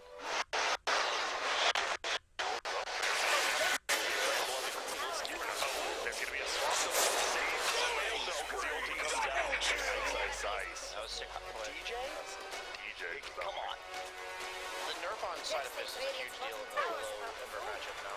Because if you yules him into the Bramble, he actually just can't do anything. And you can't, I do not believe you can cast. Like, even if you have a Remnant up, you can't get out, can you? You can cast the Remnant, but you can't go to the Remnant. No, but I mean, if you have one up already, and you get Yules, Bramble, and... No, I don't think you can. Because there's a couple... There's sometimes you can, but... I don't think you can, but I'm not 100%. I don't think so either. No, I'm thinking Blink. You can Blink out of it before you get Brambled. You can't Remnant out before Bramble. Well, we have a lot of Dire heroes moving this way, but Fnatic, Ice, he's gonna try to make it out, but it looks like he's going to be left to the Wolves here, and yeah, will be as more hits him with the multicast. Crit takes Jug powered? No, he's still not. obscure. Okay. I'm saying, like, it's gotcha. like, while Ice is dead, that's powering That's me. what matters. As long as you can drive and make sure I'm Playing with killing us. on Crystal Maiden, and he died. I think it was first cap, and he died, and I was like, I need to buy back for the... Did he? Bad teammate. I would say anyone not listening to BSJ. If you don't understand why I need that mana regen, then, like... You probably don't get Dota. You don't know why you're... Like... Smokes up. Let's see. It's a big fight. We have it. Looks like just no Magnus ulti, no Jug ulti as well. So the only two down. We'll see if he wants to. I know that. He's gonna go uphill. He's gonna find one. There will be a spin. Has to just run away. There's a swap in. Marquisi's actually gonna run. We'll do his area infuriated. Ulti from the Crystal Main. Sumail gets blown up. Marquisi, he ran in there. Now he's gonna get right clicked. Has the armlet though. Yeah. They're looking at the Willow too. The fear in the back rather than the... But don't you guys remember the song? Which one? What's the song? If I were an Oscar, what? What? No, don't walk up the high ground. Oh, yeah. And then you repeat that for 10 hours or so? And they walked up the high ground. Classic blunder. It is great. And look at this. There's going to be a Erosion King. Look at this. Oh, man, he's running. There's a look for a fly. Fly might just go down. There's going to be an ulti actually coming out from the Juggernaut. Kills the illusion. Oh, now they're going to turn around. Baited the RP so it couldn't be stolen. And now look at that. Ogre Magi. Guess what? You're just down. And Fnatic. They are looking good. And as you said, they're just going into Roche. They've already taken a little bit of it. And where's EG's team fight? That's the concern. But I want to reiterate, like, he canceled the RP twice. Crit, you want to get, you have to get the steal off right away. So just cast him power. Exactly. He's experienced enough to cover, so he just gets juked. And that's all Ice has to do here. It's better that he doesn't use RP. Let's see what happens here. They're actually just trying to move. There's going to be a lot of damage going to the Max. Sumail actually misses his remnant, but Marquisi will still pick up the kill. And as you said, unkillable. He just TP's out like that. And Sumail, he's going to move forward. He's a double damage. He says, Zubu, I'm sorry, my friend. You baited me uphill once. You're going to die for that. There's no Omni Slash, no DK ultimate. Like, he's just not afraid of anything. It's really important that they punish these long rounds. And he has to go BKB. I think this is correct, but there's like previous matchups, like, the reason why Ember used to be first round is you didn't die to Willow, Eagles, Bramble, like these heroes that just Radiant die to that. friendly with Previously, bottom you're tower. actually killable. Died twice now. Do that there. It's not every day you Drastic get to see when you think Radiant's middle tower fall. Jug has the SNY, and I don't know, what does he go? Does he go for the Maelstrom? Does he go for just stat items like Scotty Butterfly? Why do Jugs not just go Maelstrom first anymore? Most Jugs tend to go, but you have the mag, so it's like... So you just want stats maybe, or damage? Yeah, generally stats are the best with mag, just every stat is 40 better for you. But, I don't know, we'll see, like, he doesn't have to build any items. Yeah, he's just going Scotty. The way I look at this game is you don't need an item. So kind of just go what feels good. Make me tankier, make me move faster. I love Scotty against melee cores as well, and you're playing against them. It's just, there's no reason not to do it. You're also playing against Lifestealer, so RT's will have a really hard time going head-to-head. And in addition, just to kind of break this game down a bit, it's quite even. We're about to hit 20 minutes, 8-8, gold experience near dead heat. EG, low cooldowns, it's better use that. Find windows where Fnatic's ults are on cooldown, like they did around that mid tower. If you're Fnatic, you want to find this next opportunity to force a team fight, execute, and immediately move into Roche. Bounty runes. It's like Fnatic. They're going to pick up 4 bounty runes here. That's a lot of gold. All of a sudden, it went from a less than 1,000 gold lead for EG to 2K lead for Fnatic. Thanks, Not even anymore. So my question is, would you rather be an empowered Jug or an bloodlusted Lifestealer? Well, would you rather have fingers as long as your toes or toes as long as your fingers? I'd rather have as long as my feet. I could climb. How would you wear shoes? Trees. I mean, I'd custom do that. I'd obviously have some unique skill. We'll be on like a show on Crocs in Vegas, you know? I'd be on like a show in Vegas as like one of those like crazy kind people. I'd have enough money. Think. But if I have like stubby fingers, what am I gonna do with that? But to answer my own question, because you didn't answer it, I'd rather be the Jug because you have like all these AoE team fight. Thank you. We have some sort of possible fight going on right here. That goes uphill immediately. Ice is down there. He is pretty damn tanky. Fly will get swapped out. It's gonna get saved. Finish. Well, he's gonna put it back up. There's gonna be a 2-man. The empowered Smails here. The ulti isn't hitting from Crystal Main. Actually, Chris steals it. It's hitting up, but it won't matter. Our team is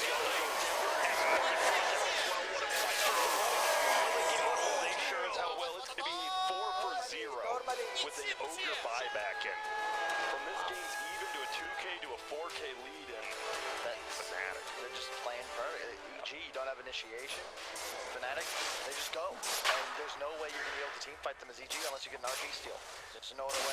This feels a little bit scary, right? You're not taking it the quickest. Maybe you're taking it quick enough. They have sustainable lives. You're not taking any damage. Usually these go badly when the opponent can test and you're half. They will need to try and zone out EG though. It's only Ember that can really enter the pit He's from not afar. alive yet. So it looks like they will just get a free Roshan here. Abed playing so well this game. Ice as well, another two-man, no blink, right? Just skewer into an RP. And I'm glad to see it, because if Abed has any flaws as a player, I've always felt like he didn't necessarily underperform at lands, but it feels like those typical tier 1, like the S tier mids, like the Miracles, the Sumails, like they had an extra level on land. And it never felt like Abed would like hit that, but so far, I'd argue he's played flawlessly. Pretty standard build, blink, BKB into an assault Kyrus. And now this is when you want EG to make a move, right? None of the cooldowns are up, but the problem is where? Yeah. Deso on Arteezy, not going for the Radiant anymore, but Deso against, you know, a DK, a Vlad's, like you're gonna have that canceled out by the AC. Abed is there, there's gonna be a stun. Fly will gonna swap out Arteezy, he's gonna try to fight now. He does get a lot of HP back, that will be equal to water. Now, looking to sustain the Arteezy, just gonna go down. This is the second thing. Oh, man, this is gonna EG right now, it's the beat down. That's Fortnite's kill on the jump, but guess what? Aegis, I don't care. He's gonna pick up another, and oh my goodness, it's a beat down. I don't wanna... I don't know, Dire's top tower is under attack. Close.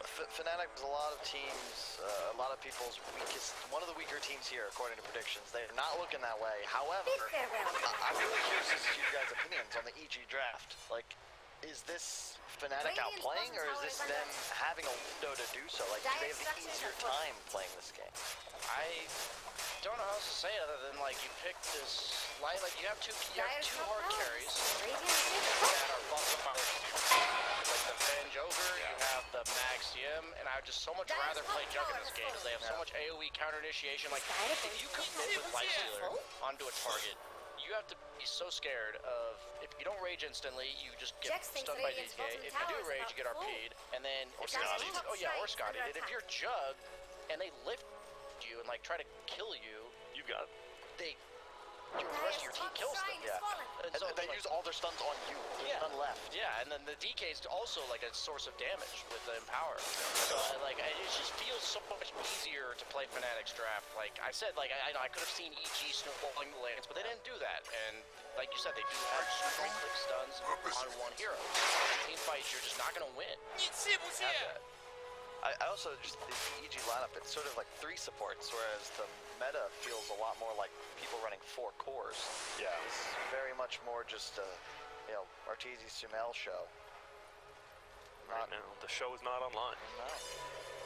That should help. I question the fact, like, there's no team fight. It's similar to the previous season. This is a 5-on-5, all heroes are their spells up. We know who's gonna win. Arteezy now on the retreat. Did he not a TP? I They had think he RT, was they had worried their about Max, Ice. We'll make it out though. Just hops in, fly, and gets the hell out. 9K lead now for Fnatic. This Juggernaut, as you said, pretty much feels unkillable. So many stats, has status resistance, and going Butterfly next. So a lot of the way carry matchups work is if one hero has to itemize to counter the other, and then the other hero can counter just itemize to feel good, then the hero that itemizes to feel good. So what I'm saying is, Jug doesn't actually have to ever build items to deal with Lifestealer that are like inconvenient for him. Well, Lifestealer has this Deso, right? Like you're canceling that Deso out with your stat items, and you're tankier. This Lifestealer didn't actually benefit from the Deso for his own game. Do you use that philosophy in real life as well, or just Dota? So like, how would you apply that to real life? Let's buying items to make you feel good.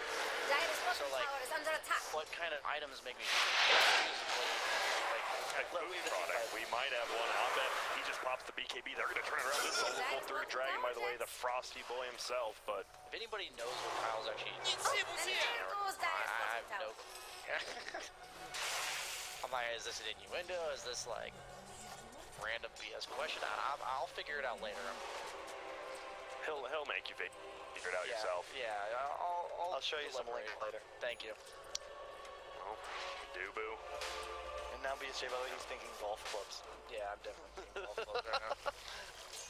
So what do you do? If you are EG, you're down by 9k, and all the cooldowns are pretty much up except for DK form. You have single target burst. You just have to find a pickoff somewhere. Yeah, like you have to start the fight 4v or 5v4, and if Fnatic is a prompt, they're just not gonna give that to you. But if you catch them with their pants down, dude, I'm telling you, you want to predict games at home. If you put both teams, literally, if you look at drafts, you look at games once they hit this 20-minute mark. If both teams have all their spells and items off cooldown, and they ran at each other bot TI style, but actually casted everything. Yeah. If both teams cast all their spells, who wins? And Fnatic doesn't a landslide in this game. And it's such a, you have to outplay them to win if you're EG, and it's just so difficult, I feel, with this just utter lack of team fight. Well, the only way I feel like you can win if that's not the case, like, meaning like you were able to force fights on your own prod, like, you know, like if you don't snowball the lanes, like we kind of mentioned, then if you walk at each other behind, and you're going to take fights on the other terms, and then they're going to cast all their abilities, and they're going to win. So the only way you can make up for them being able to win by casting their abilities is by forcing fights where they can. That's not going to happen. And so he is queuing up the Basher on Jug. I wouldn't even mind if he goes Dyer's middle tower. like he had that queued up possibly as well. I like the Basher. Yeah, I want him to have an item now, and also just more control. More importantly, more ability to go toe-to-toe with our TC. Yep. Kind of feels bad item on you lock people down and gives you a little tankiness, a little damage. Can we not use? Why would he say? He said a feels bad man item instead of just a bad item. Hey, I'm trying to relate to my audience, but I'll tone it down. Nah, I'm just with the solar trap, this guy's just pretty much unkillable. Dyer's top barracks have fallen. I wouldn't let Radiant get away with that. Yeah, and they're just gonna win the next one. They already took the top shot. Once Jug gets A, just like all into him on EG, maybe they could bring him down. But I'm saying if he has Aegis, you're never killing him twice. So it's like a guaranteed success plan. But meanwhile, play the map control game. Do this like sweep motion from top to bottom where you're like anybody outside of this base. Like you're playing sheepdog to the sheep. You know what I'm saying? Yes. Be similar to that. Corral him on in. Yep. It just feels like EG, they're kind of just stuck in their own base right now. I like this move by DJ. He's kind of just like playing with his. If I have my whole team behind you, he's a sheepdog. Well, now he's a wolf. I mean, you literally change your analogy like 7 times in the middle of a game. Think I'm allowed to do it? Just I'll trying to approve keep it. you honest, BSJ. I got grant approval. Yep, the approval is there. And actually, most sheepdogs are descendants of wolves, so. Exactly. That's true. That's what I was going for. Somebody understands me. It takes at least like. I'm at least over 4. Yeah, at least 4. Right, look at this. They're trying to get some bounty runes here. Over on the other side, they'll fly. Didn't even pick up the rune, and he's just gonna die. Stunned up and off it from below the ground. Much damage. Yeah. And he's got a little flying around you, killing everyone. It does like 2,000 damage. If it hits you with everything. This is not one of those games where G hoped to win the physical damage for him. And you can see like the concept was, we're gonna get our 2 cores ahead, Sumail's gonna be able to hunt stuff no problem, and our TZ with the Ogre buff, with the Venge behind him, all these auras, he's gonna be unstoppable. But if you fall behind, and this is where that DK last pick comes in. Perfect, it's the playmaker, and Abed still hasn't died. 5-0-11 on all but 1 kill. Like, this is the dream. Spawning soon. It's like 1 minute, 20 seconds here. And you'll see, they're just playing around it. They're clearing out the jungle, clearing out all the waves, and sticking around. Full pipe now on the mag as well. And this is exactly how you want to play it. You're just going to camp this high ground now, and EG's going to be forced to smoke to try and defend this Roche. And you're going to find 5 enemy heroes. You notice how they never commit on this Jug. Yeah. Like, they're going to sit at least the Willow or the mag behind him, but they can't go on him. We may up with it. He made up with it. He made up. He got the good old triple cast. Radiant's bottom tower is under attack. Oh yeah, we totally. This is the first time we've seen Jabs play carry. Yeah. Like this whole year. And how are you feeling about it? Radiant's bottom tower is under attack. No, he flips forward. There will be a stun though. We'll get fade bolted, but guess what? There's the glimmer. He just get in front of you. It looks like on the backside there's a fight going as well. There's gonna be a kill on Sumail. There's gonna be the kill on Roof. It looks like finally goes down elsewhere. It's Arkeezy and Sumail trying to jump into the backlines and get kills, and I've been this game is over. Mega over. This is going to be sweaty. That's a 5-0 there. Gonna buy back though. It's TI. Always, as long as you're in the game, you have a chance, Kyle. Hey, Yeah. something last year went down. You remember when there was that team that everyone thought was bad? They had their coach come in and replace a player. What happened to those guys? They did pretty good, if I remember. Maybe they did the best even. Was it like top 5? Full orca down the deep. Okay, and still in the stash, but already purchased it. And there goes Rax. This is a very good performance from Rag. The draft. I think EG is still very much a sleeping tiger. This is they're a bit rusty as they traditionally are early on in the tournament. Can expect them to learn from this one. First game of the day, you know? There's just too many too many what is it, like tick marks like missing from the draft, like no tower push, no team fight, like minimal wave clear. It's just too much single target. It's just a very difficult game for them to win. Especially once Fnatic that fight got Roche. Oh, they then going into Roche. There's gonna blink more now. Will be fly. Just the 5 position. Hasn't gone down quite yet. He's just chilling. On the backside though, they're gonna look for one more. And guess what? They get it against Ember. Feared away. Did they go into the bramble? No, he will probably BKB now to try to get around the ogre on the backside. Is tanking up a lot of damage. Getting batted up by the jug spinning. Sumail wants to get a kill on AJ. Can he? They finally get a kill. Arkeezy, guess what? Down. We're trying to kill Crystal Maiden now, but he's so tanky. Is he go back in? He is. Sumail, they want it. They're gonna look. Crystal Maiden will finally go down. Brett Naspel up the back lines. Dagger on the Rubik, and guess what? They found you. They had the ward here scouting him out the whole time. Now they just go into Roche, and this should be an easy one. What I think of Rubik, I never want to see him with a mech. Yeah, he's a swaggy player. He's a great, I think he's definitely the most consistent player this year, arguably the best. He's playing one of the signature heroes without the ability to play it to its max potential. It just doesn't feel, to use Jake's point earlier. What does it feel? Feels bad, man. You got the, Range Rex barely left. They're just gonna go push bottom. They still have a tier 2 there, but illusion rune on this Juggernaut that makes it a little easier. I like how he's playing his mag though. He's just got Vlad's solar. He's like, I'll take the back. Team fight initiator. We've got DK for that, you know. He even used his ulti last fight. So a lot of people ask, like, how do people know when to build what items? It's all about asking yourself what your job in the game is. Like, usually mag is considered like this initiating team fighter. It's like, you have DK for that. Why not? Who else on mag's team builds these aura items? So that's your job. I feel like a good itemizing properly is like having a conversation. You don't really, you can sort of have an idea of where it's gonna go, but you gotta let it happen naturally. Yeah. Oh, and So there's is that Most why, Dire's bottom you know, tower. my ability to itemize properly and find a date go? Exactly. Okay. First, if I learn how to itemize properly in Dota, That is honestly, dude, I love you to death, PSJ. You're unamazing. It's so bad. It's so bad. It's funny because he'll lose, right? And then after the game, he'll be showing the stream. It's like, next, I really messed up here. I should have gone for this and this. And then you know what he does next game? The same thing. Yeah, he just They're gonna try to will be able to fly, almost goes down, but won't quite yet. There's gonna be a sheep actually onto the Ember Spirit. DJ with that sheep stick, there will be a swap out to help, but they're just bringing it run down. There goes the ogre, and Chris will run away. So we actually see the G's do get called. Fnatic and said jabs on the carry. Do on the Crystal. It was pretty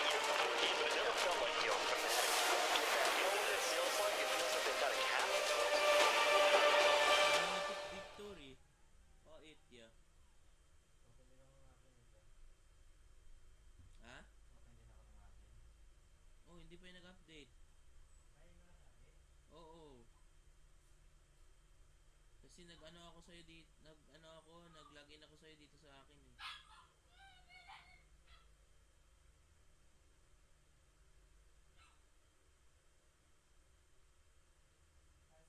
Kumain ka na lunch? Marami ka bang kagat? Ha? Marami ka bang kagat? Nagkakati nga eh. Kamot. Nag-log. Amazing. Bakit kasi girl? Bakit? Ayun talaga yan, maingay talaga yan. Hindi ko ngayon pinapansin.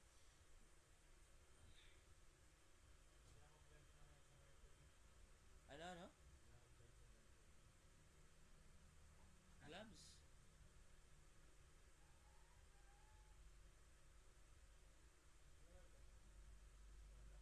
Brush lang naman pag magpunta sa skin eh.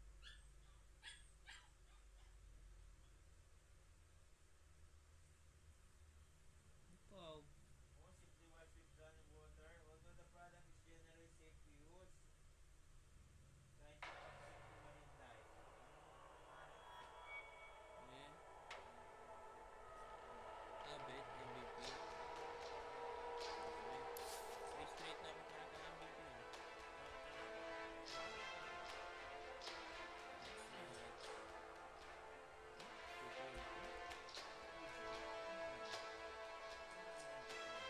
Okay.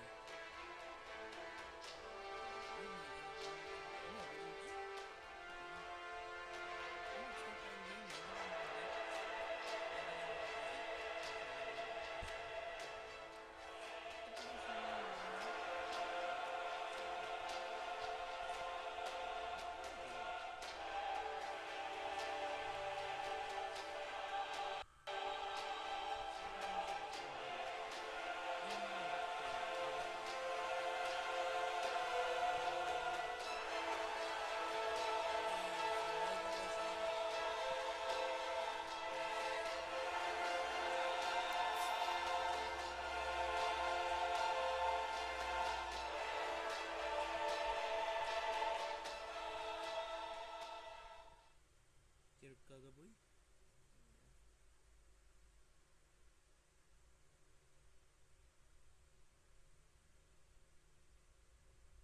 Hindi naman nag-stream si Kuya Job. TNC lang i-stream niya. Hindi siya nag-stream ng iba. Ano yan, Jai? OG versus Navi. Navi.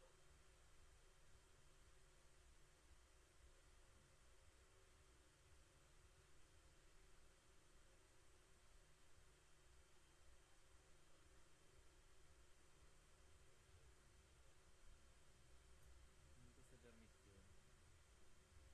Hindi ko lang witness ba't may damit eh.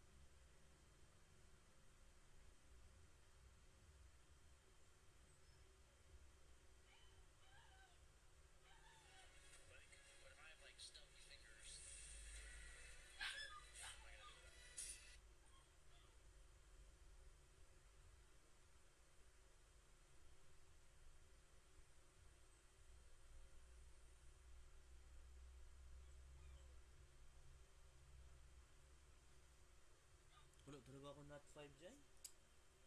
Anong base ka na ba? Hindi ko alam. Nandun sa ano eh. Ha? Nandun sa profile. Okay lang yun. Vampire Lord lang not 5 ko. Sabi sa'yo tanggalin mo na sounds niya. Yun ka sa options. Tapos mo na yung sound effect. Kala maingay. Magtahimik lang siya. Nag-aatik-atik siya ng sinupuputol. Iipit ang tail. Nag-atin siya? Nag-aatik. Ba't yan ang loading screen ko? Skyra.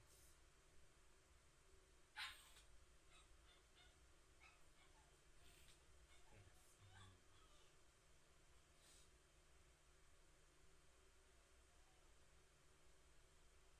Ay, pangit ng over. Hindi na naman ako Joy, sinama. Tapos tingnan mo, meron dito members. Hindi, tingnan mo, may mga members na walang defense. Sinasama. Oo. 哎，队友呢？队友嘞？哎，队友呢？队友呢？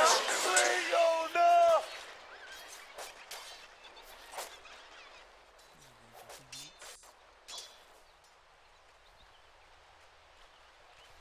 Like most of the throws, you get out of like 5 times and then all of a sudden I get my thoughts about it like speaker not just being the barn, but like being at the advantage, you know? I would that Radiant's courier is dead. Just let me tell you, there's some other safe things that you really want to play in this. What?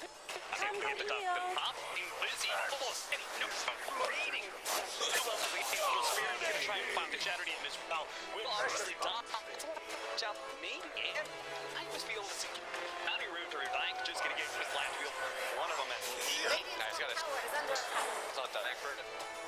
It's gonna start getting some chip. Very bold, and a 6. Oh, he's got a play on 1 second. He's gonna go there. No, he's down. How'd you do it? Why'd you do it? And I'll let you go. Like the lowest like hey, what is the reward? No, low reward. There's upside there. Yeah. So high risk, low reward. He needs to get all 5 times. Like 7 times up and hope that it doesn't that. Followers. It's like pop your shot and then he got too far. But tonight he's not gonna die. Play it close. Oh jeez. I like how they keep giving their force. Yes. It's like the opposite. Yeah. And here's a fortification. About it is if you're big, don't kill. Radiant's middle tower is under attack. Hindi kasi siya method. Let's go. Trying to do classic Storm Spirit. Shout is level 5 to level 6 transition in. This is the most painful part about playing Storm. Because what ends up happening is it feels like it should be okay, but because the jungle creeps like progressively having giving less and less XP over the meta, you actually end up getting behind like 2 levels by somebody that can just purely lane. And I'm sure that feels even worse if somebody's sapping your Spirit. Like they will be able to get the dive on his eye, but Storm Spirit just picks up at level 6, but he's completely meta. And old Jerry Spikes is going to run him down. He's really hoping for another lucky shot. Rocket does manage to get him to pull back, but the slow is just enough. Jerix gets the final swing on Magical to claim the kill. And will I think out of the Shadow Demon's range. I think he might have died before TP. That was so wrong. What's wrong, buddy? Just change whatever. Don't worry. Don't worry. I innovated the radio broadcast at TI. I can do it again, Swift. I can give them an. Guys, we're only no flames on no team tours. He's doing this literally in his off to make our cast better. We appreciate it, Script. Honestly, we need to get JJ somebody. But as the game progresses, when we said Script, didn't you mean weapon? Oh my bad, dude. Misclick. 6 to 7, 8 minutes in, a 1,000 net worth lead. Let's click. Can we click the arc one? He's 8. This is what I meant by like you go into the jungle, you think you're getting 6, and it feels like it should be a bad trade, but all of a sudden the enemy mid laner is like 2 levels ahead of you. I've been really feeling this lately, because before like a year and a half ago, it felt like you would hit 6 around the same time off the neutrals. Yeah. But now, for whatever reason, I can't tell you like the exact math behind it, but you definitely get it like a lot later. That is a dead Bloodseeker. Now that Seth has his level 6, Bloodseeker is finally a real offensive threat that is going to make him rethink his status in the laning phase. And that's what we were talking about, how Bloodseeker is only good against like the cores that want to kite. Radiant's Enchantress, tower is under attack. you just ends the about getting captured. Axe has a bracer. Common build now. We saw Sneaking do it a lot in NA2. It seemed like the general build up now. It's like it sort of replaces the Vanguard build up. Used to be. I think actually it was only good when you could If you're only looking build for Radiant's bottom tower, get ready. one up. I think with this meta, actually, you're sort of forced into this position. And Plus, then on supports top are of better at dealing with it. Yeah. On top of it, you get Bottom movement tower is speed under out of this build, which is always super hype on Axe. Yeah. Just rely on your Blink Tagger alone. And They're gonna Jax thinks Radiant's just bottom dive tower mid is lane under again. attack. Shadow Demon keeps on trying to prevent Thompson from taking this mid lane tower, but every single time the two supports of OG, No Talent Jerax will rotate in, wrap around from behind, kill that Shadow Demon so he can't kill the creeps, and lets Thompson just chip away the two and it's gonna be last year. They will be able to take him, but not before we're gonna have a fight as they do manage to get the rupture out onto Jerax. He's gonna have to stop that roll and turn and fight as fast as possible. He knows he's dead with a really good shot coming out from No Talent. No damage to the storm actually died. Crystallized sees a bunch of old heroes, but now that Thompson is here, he can't actually go to the ball. No Talent is gonna slow down by the flux. He will die there. Not only do they get the tower, but they win a huge fight around that tier 2 area. OG walk away what was once a 1,000 net worth, ramping up 5K. And No Tail slots out the regen for his Ember. He's gonna bottle him, be a good support. This is so rough when you lose. I think this all comes down to Magical getting. Plus, when you lose your mid card like that and there's absolutely no trade, I think it's really easy to play from Navi's perspective. Or from OG's perspective, because now you can send your R1 into the jungle, and you can rotate all your supports to the other side of the map, and suddenly Navi has this like really hard mountain that they have to climb, because now they have mid tower. Any sort of maneuver that they make with OG's jungle takes so much. Yeah. Smoke past to get through the lane. The only way that you can do is win through this offlane, which is why people prioritize the offlane so much. That's the only other way into the jungle without getting stopped. Levi's and he he's gonna turn and try and fight No Talent. Doing it really good fatal bot. So what? Here comes Shares. Roll out, gonna be healed from the Warlock, but looks like he should be controlled well. And he's getting jump back in.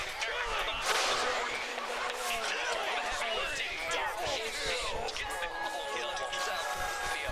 Such a cool role. The fact that they decided to do this into the lane, they protect the top tower is under attack. Ahead at this point, can get away with doing so. Radiant just They take advantage of the unfair lanes. Took your ones off winning those lanes. Dire don't look too Actually took scared it of or Radiant's off of top tower. succeeding where the Ash did so off of one kill Bloodseeker, and now the last tier one power that's left, just go for it. At the very least, I think we should defend as they're gonna get a mini fight. The Warlock, he drops the goal onto the three of them with the fatal launch out of Blissey. He just can't. But they're slowly but surely at the Warlock. Buckle him down. Somebody hit, but he just can't get a hold on anybody. Blissey gonna have to call and page, but he knows there's nothing he can do. He will only be run down by OG. Now we're just get the kids. They're actually getting so hard right now. Yes. Like, this is just pure output. And Crystallize, I mean, I love Midas as an item. I think it's the perfect item in any situation. If you're behind, it catches you up. If you're ahead, it gets you further ahead. In this, it's this net worth. It means you can't fight. Because in a position, let's fight everyone in the low. But he doesn't have cores right now, so he can't participate in these fights that he wants to. And they went so all in against this Pango, where they drafted both the Axe as well as I think Bloodseeker with the one counter. Oh, for sure. And it's rupture. He will do most of what he wants to do, which is disruptive in fights. Will they, though, majority of the game, it's really hard once the skill happens. Then the storm had to go into the jungle.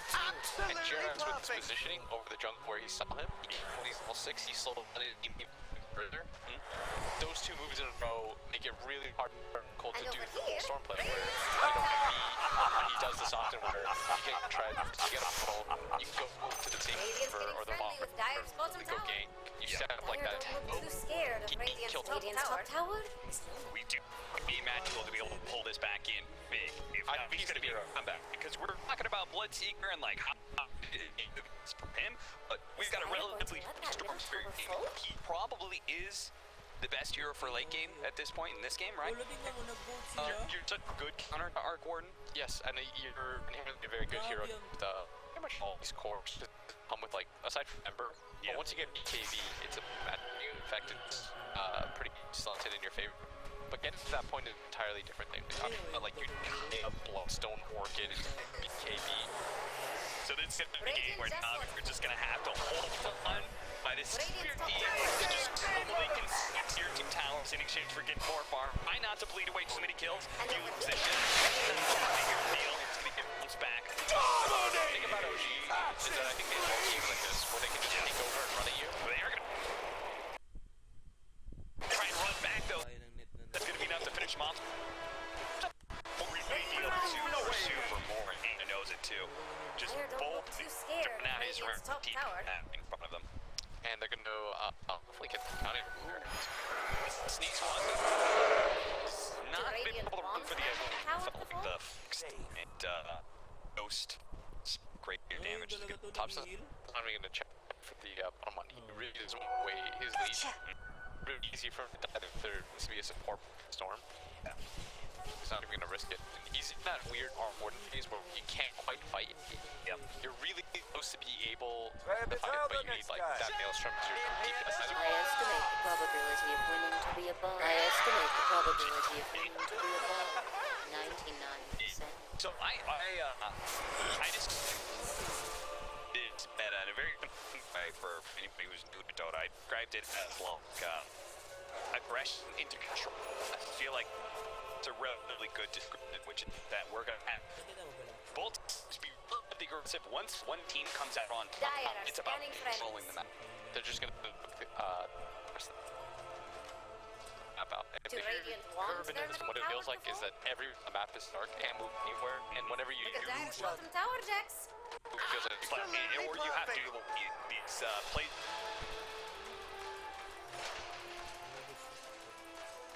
Moving to the opposite side of the map. I think it's working.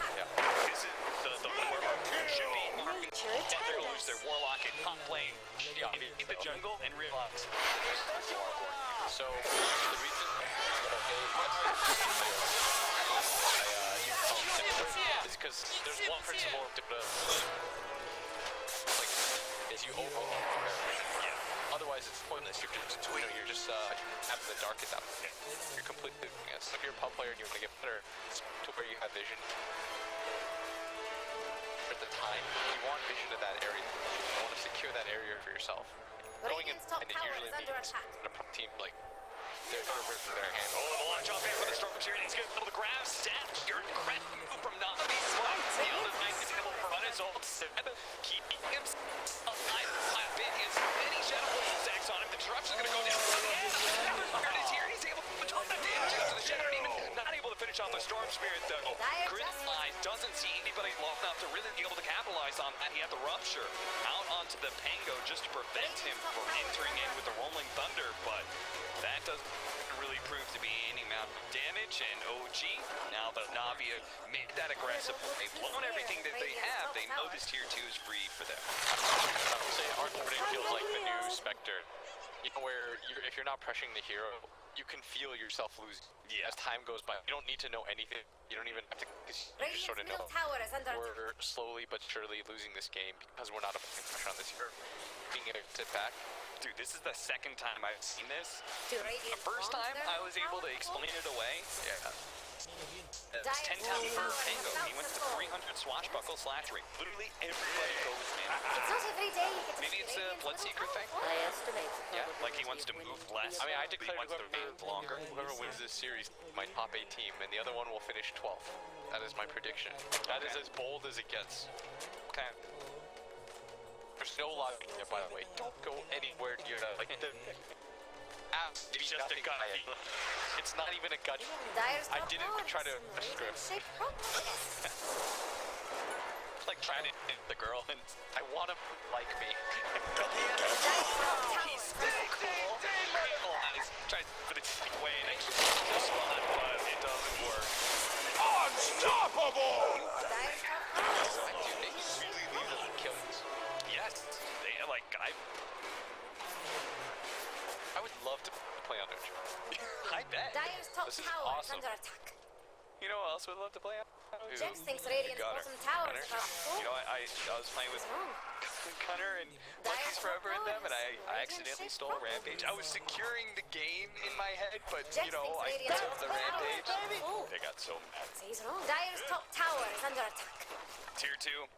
Another one free for the taking at this point. OG are just so far ahead that they don't really have to show a whole lot of heroes at bottom. They just let Seb do his thing. What a compliment That everybody can rotate over if needed. Midas, he toasted a BKB. That is honestly so... Dire's top tower has some radiant-shaped problems. Right, so, if Navi began... Yeah. I just saw, like, people have so penance for Navi. Oh, yeah. Yeah, jeez Louise. So penance. Heal us. If Navi were to win, you have to confess this Roche. There's step Dire's one. top tower has You some gotta get radiant-shaped 6 Storm Spirits to steal it. Just gamble for it, I think. Yeah. They have smoked up trying to get positioning. They haven't seen rock. We saw that time with their shrine, and it just sort of did Ember Spirit. This time around, you need to fight. Looks like they're going to go back to map control for. In this sort of game of chicken, I think that's also the tower's successful for. You have to deal with your lane, and you have to deal with map control on the map. Have to spend time reset. Otherwise, people are taking out first. Come on, so what happened last time? They go run out, so he's gonna find the blood tier immediately. He's gonna run away. Ball goes down. Jump around for magical, and he feels like at least a Evo kill, but it's gonna cut the side. Life unless that disruption. TP out. No, we've done. With buyback coming out from Gare. Beagles flying. Oh, have secured themselves the potion. That's an 80% on that for sure. Okay, so the completely ruined the start time. Go for this build a little more. They went toast. Yeah. So the problem to go for BKB. Well, because the problem is if you go BKB, you can defeat anyways. Okay. This is the roughest position. Just Jex where thinks you go Radiant's BKB, bottom you have no tower mana, and so you have no damage. He's wrong. If you don't go BKB, you can't find a position. You just got Did Radiant's that bottom would tower use just now. And Molten Soul takes the kill and really zip back over for the bomb. Is that the intention? 15,000 net worth lead. Absolutely I love perfect. that. And something is working very well. Immediately blowing up Anna. Pulled into a world of hurt. There goes this wicked 6th streak, but not down so easily. Thompson looking with Tempest trying to find easy. Onto the Shadow Team, doesn't actually get it. He managed to play. Pull back. Magical trying to be safe. No tail. Managed to get a stomp onto the Bloodseeker at least. He's has brothers. Zed is not going to be able to retrieve. Maybe he can actually get the kill and crystallize, but there's the call from Blizzy. Able to see even crystallize the ring top. That's convinced to give crystal. And now it's big pop. Should go down to the evil. He's going nowhere.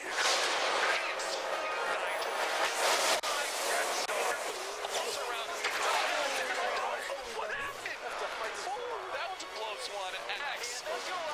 It's the only death there. Both Crystal and Axe got dangerously low there.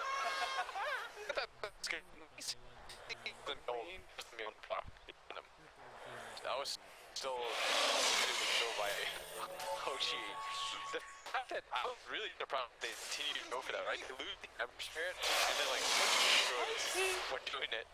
And then they decided to dive their base when they were power up. Like, it's pretty good defending an exact situation with Rock. Also, if he does it, no, Bloodseeker could just have bomb that base. You know? So you gotta really appreciate I love both OG and Navi, because I really see Navi in that situation. Burton out. I'm at the flanker, but he will have the keys once again.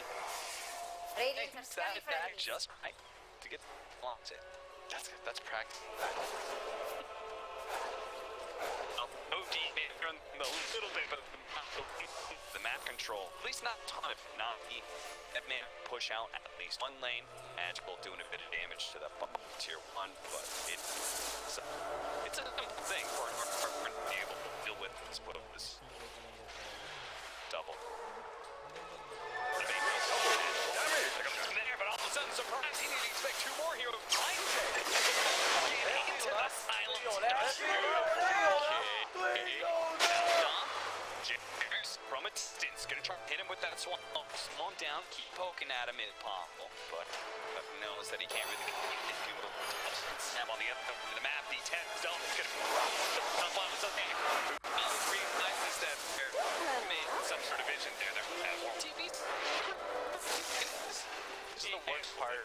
Any illusion base here against the Bolts. When you're behind, like when you get Naga, Arc, it really feels like take the hit for you. It's one of those weird things where normally you could say there's a trade-off, but in this case, you're illusion, there's no risk. Yeah. The Thompson has to put any of that, so you're just like, well, I just died. Literally nothing. Fantastic. Okay, so go Bloodstone because you have to.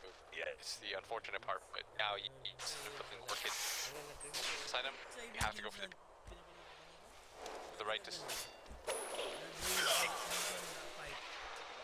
Like, is he just aggressively reaching out? Or going out here, wanted to kill that Warlock, pull back on Anna. Is he actually fighting with Seth, though? They have a disable to be able to stop him. Blizzy will manage to get a piece in that goal. I think they were trying to force TPs. Yeah. Well, I mean, they did that. Yes. They went for like the split play where people want like targets, but they're unlikely because they still have the tier 1 tower. Yeah. So I think they were just trying to force people up so that you continue to farm top, and this is why OG is trying to read that, and they do the lock-in thing, like cut them off at top as well. Yeah. They're big there. Okay. And Jarek's and this double, and that's such a hard thing. Even if double dies, the job's already done. They pushed in that lane. They're going to be able to come up with the Jules Sims a little bit more time. He's rolling under as Swamp buckle up, and he's on the high ground for now. Especially that Anna is here to be able to protect him, especially with that arcane. The Jarek does eventually die there as the shit poison was enough. That was a fine stat out of poison. That'll split you.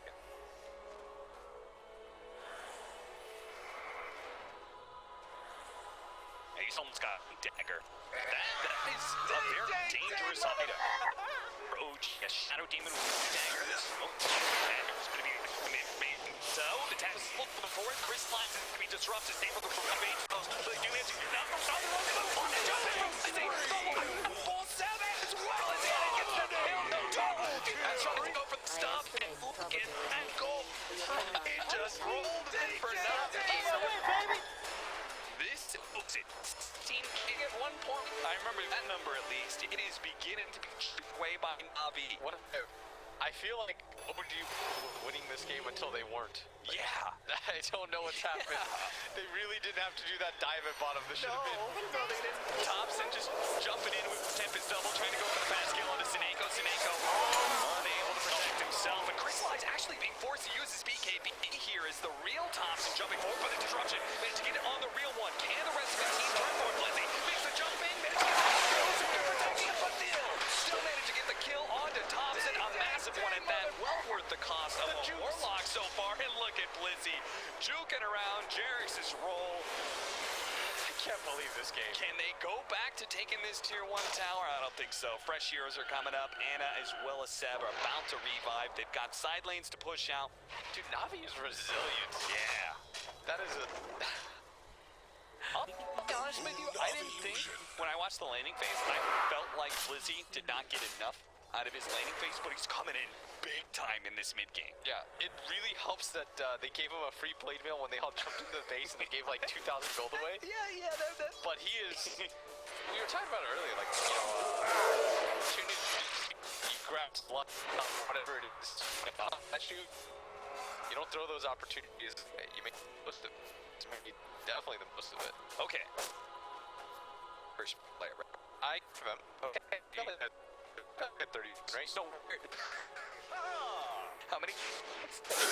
It's like 10? 50? You've won 3 games of...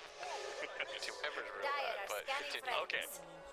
Where do you stand on the Aghanims? Because we are obviously friends with quite good Ember Spirit in Gunner, and he's actually very much against it. He thinks it's a trap. I think it's really good if you're close to 25. That's what I say. Yeah. We're on the same mindset. But I don't see the problem is I guess he could use one defensive item. I think that this I think Ember especially what the real bait about this hero is because you have mobility and all mobility heroes fall into this trap, you think you don't need BKB. But I disagree. I think this hero out of all the heroes needs BKB like the most. Okay. It's your free get out of jail free card, and it also means that like you can use your remnants when you don't have Ags very aggressively. Okay. So it's BKB literally best for the Storm Spirit? Because I don't think anybody else. Yeah, I mean also you don't get disrupted. Okay. So there's no setup for the Axe call too. Okay. And the damage on top of that I think is really nice. Plus you can't get silenced. Like the way that he died earlier at the bottom root fight was he got pulled into the Bloodseeker silence and he died. You have BKB there, there's absolutely nothing that they can do again. There's like some pure damage that they have, but it would go through regardless of what item you went, like bar Aeon Disc. I'm not about to see an Aeon Disc Emperor current year. Well, this Bloodseeker Crystallize picked up a butterfly. Crystallize is well known for being able to pull out these carry games, and even though the game is tough for him, he's still able to get all the farm he needs, and we're seeing that coming out of his net worth. He also has the level 20 talent with the 600 rupture cast range, so he's going to be able to get that from a long distance. Also, what people might find a little bit curious is the fact that he decided to go for the butterfly this early on, and this is early, trust me, for most Agi heroes, but the reason you have to do it is because of the Enchantress matchup. Right. And purely for that, I believe. That makes sense. Because most heroes feel like they don't, like this early of Butterfly, you don't have the stats back up, evasion, right? Call, miss. Jerix, just got Pine Blizzy on the other side of the river. Magical ends up dying though, that is a rough one. They actually just have to get out now. This is a total reset now. Look at that, the Aghanim Scepter is going to be able to find a +1, the Shadow Demon. BKB forced down from Crystallize as well. That's gonna get pretty low now. What is that, 7-6? Yeah, he's down to a 7-second BKB. Turns around, goes for the silence. Sitting, he goes warming up. Don't think about diving up. That chaotic offering, they're still gonna go for the Crystallize so low, and that is enough. Without the BKB, he can't protect himself against all that magic damage. Mango trying to run across the goal. They're not gonna buy back the magical. Trying to go for that fast kill, and unable to protect him with that magnetic field. Thompson tried to save his carry, but not the case here. And a disruption coming out from Zayak as he loads up the poison. Jerix just managed to get a load absorb out. The Shadow Demon is dead. He committed heavily to be able to try and kill the forward position of OG. Now just left to Magical to try and clear out the creeps as best as he can and prevent OG from finishing off this tier 3. They went for the dive again. This time it doesn't cost them like 4 lives. Yeah. And they get the buyback out. So they're trying to stabilize a little bit. I was a little bit surprised they didn't try and finish up the tier 3, but I guess this feels like a free Roshan. I actually think their lineup is pretty... I mean, aside from the Arc Warden, it's sort of hard to hit towers. Neither of the supports can do it. Ember Spirit's bad at it. Arc Warden's really the only one that particularly enjoys it. And he's quite susceptible to the Storm Spirits. So. Yeah, he doesn't want to get Storm Axe jumped being the only person like hitting high ground. At least not yet anyway. Soon he will have the Scythe of Ice. That will be a significant against Storm. Storm will have the BKB though around the same timing, so. It was, they went for that one aggressive... Oh, no. What are you doing here, buddy? They keep trying to get aggressive, because I think they think the game is, like, stabilized. But, not yet. No. Certainly not. 12,000 net worth lead for OG now. And as they lose Blizzy, this likely means OG is free to take Roshan again. He's a huge hero, because his items is so value right now for what it does. Blink Blade Mail. I see. Absolutely perfect. Navi, well, they proved before that they can play this defensive Turtle game and force OG. situations where they may overcommit, make some mistakes, and I have to do it again. I don't know if anybody needs to force OG to make mistakes. Like, that's not even trying to flame. I just think that's their playstyle. Like, they want to establish that dominance. Yes. I mean, that has kind of been OG's playstyle, and what got them through last TI, a lot of it was just being able to have the confidence and teamwork to run at people. Yeah. It's the idea that you treat things like pubs. You know, you just have fun. Cool way to play Dota. That's what a lot of fans do. Yeah. Let Thompson and Anna, especially as you start giving them all these last hits on kills, put them into a place where they've got a net worth advantage and they feel strong enough and confident enough to just go in and outplay people. And for Navi, the thing about Navi and what makes it such a fun stylistic matchup is I think they're very similar to you. Yeah. In that regard. It's just they got off to such a bad leading start with Thompson getting the solo kill on Nice jump in from Anna with that interceptor side, looking for something. Trying to get out the perch, but may just die before he gets anything cast out. It's a well-timed Rodave toes into the stomp, prevents him from casting a single spell. Blizzy spotted his music runs into the Sentry. Jump in for Magical, but it really doesn't do that much damage as Thompson was still going to be okay. No, he's not. He tried to go for the TP out, doesn't actually make it along. Jump over actually catches no tail as well. Great awareness from Magical. Another zip out with a TP away to the fountain is going to allow him to get away, but Crystallize won't be as lucky. It looks like he gets hexed up as his BKB fade. He doesn't make the jump away, but Magical still being alive might be able to at least keep this to one later Rex. Maybe he's able to hold entirely. We'll have to see. Thompson did use the buyback for that, so there's some opportunity for them as the immediate buyback from Crystallize. This will be a 3v4. My sprites are with us. That's a great counter to Aeon Disc, I guess, in a way. Throw out Soul Catcher, 1 point of damage instantly. Soul Catcher's or Aeon Disc gonna get popped. I have to imagine that's more for the axe, but it works in that situation too. Thompson gonna be set of racks. Finish up that lane of barracks, gets a little bit chip damage on the tier 3 and tier 4s. And now it's Shrine time. Radiant's bottom shrine is under attack. So OG are going to be able to reclaim what they lost when it came to that gigantic net worth lead that they had real early on to the game. Brings it back. There are a few pickups and well-established pushes.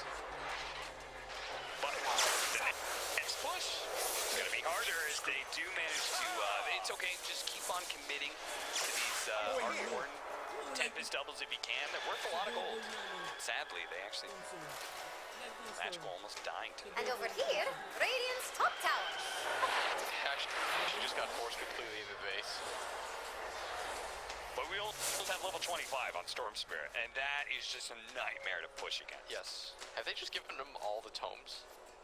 Maybe. I mean, he has been the recipient of a lot of these solo kills. It's very true, too.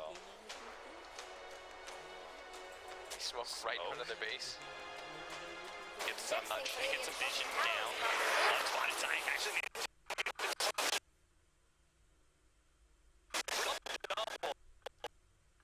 so we get...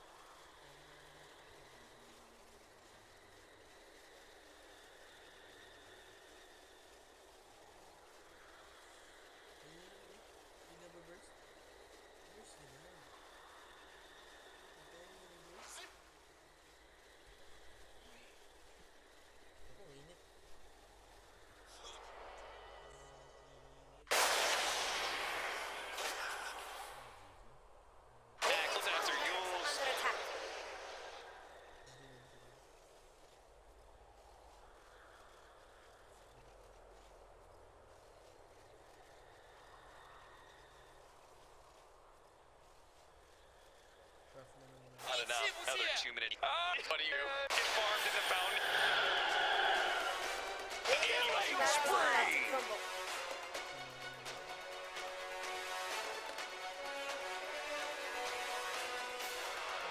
John, Onyx doing it to not zealous.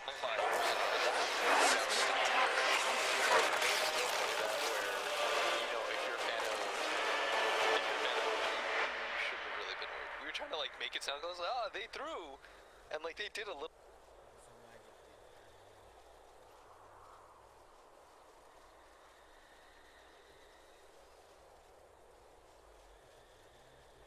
Hindi ako nagpo-farm sa ano.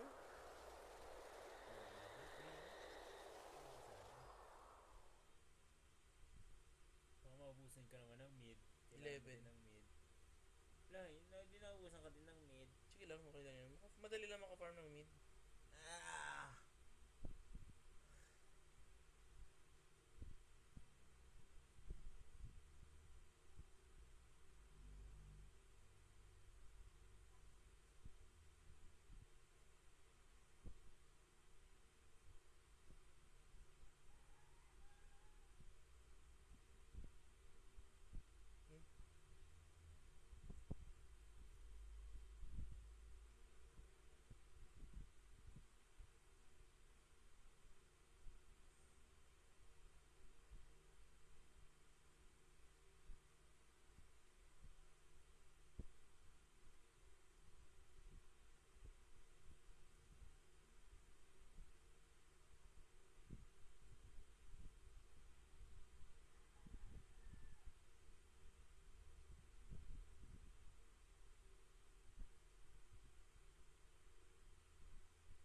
Sino kukunin ko isa, Jai?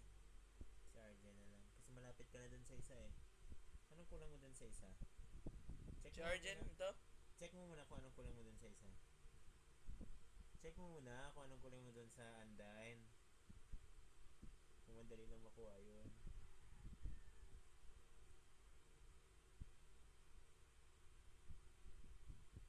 Isa na lang yung sa isa. Ano nga kulang mo? Yung Warbear. Ito? Gruda? Blue? Oo, Arjen ako yun. Sure? Ayun si mama, tanong. Wait lang. Naglalag ang cellphone ko. Lag na nga ng laptop ko. Sure ka?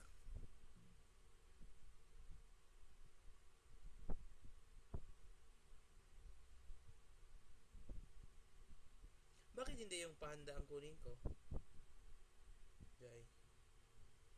Hindi mo pa kailangan yun?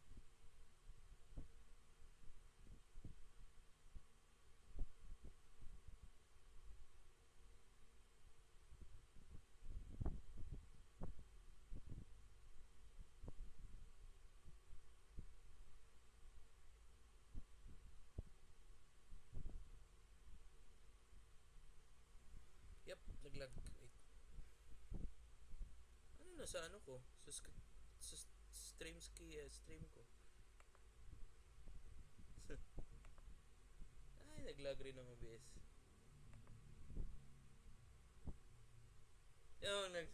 Nasa OBS. No? Nasa OBS. Ayos.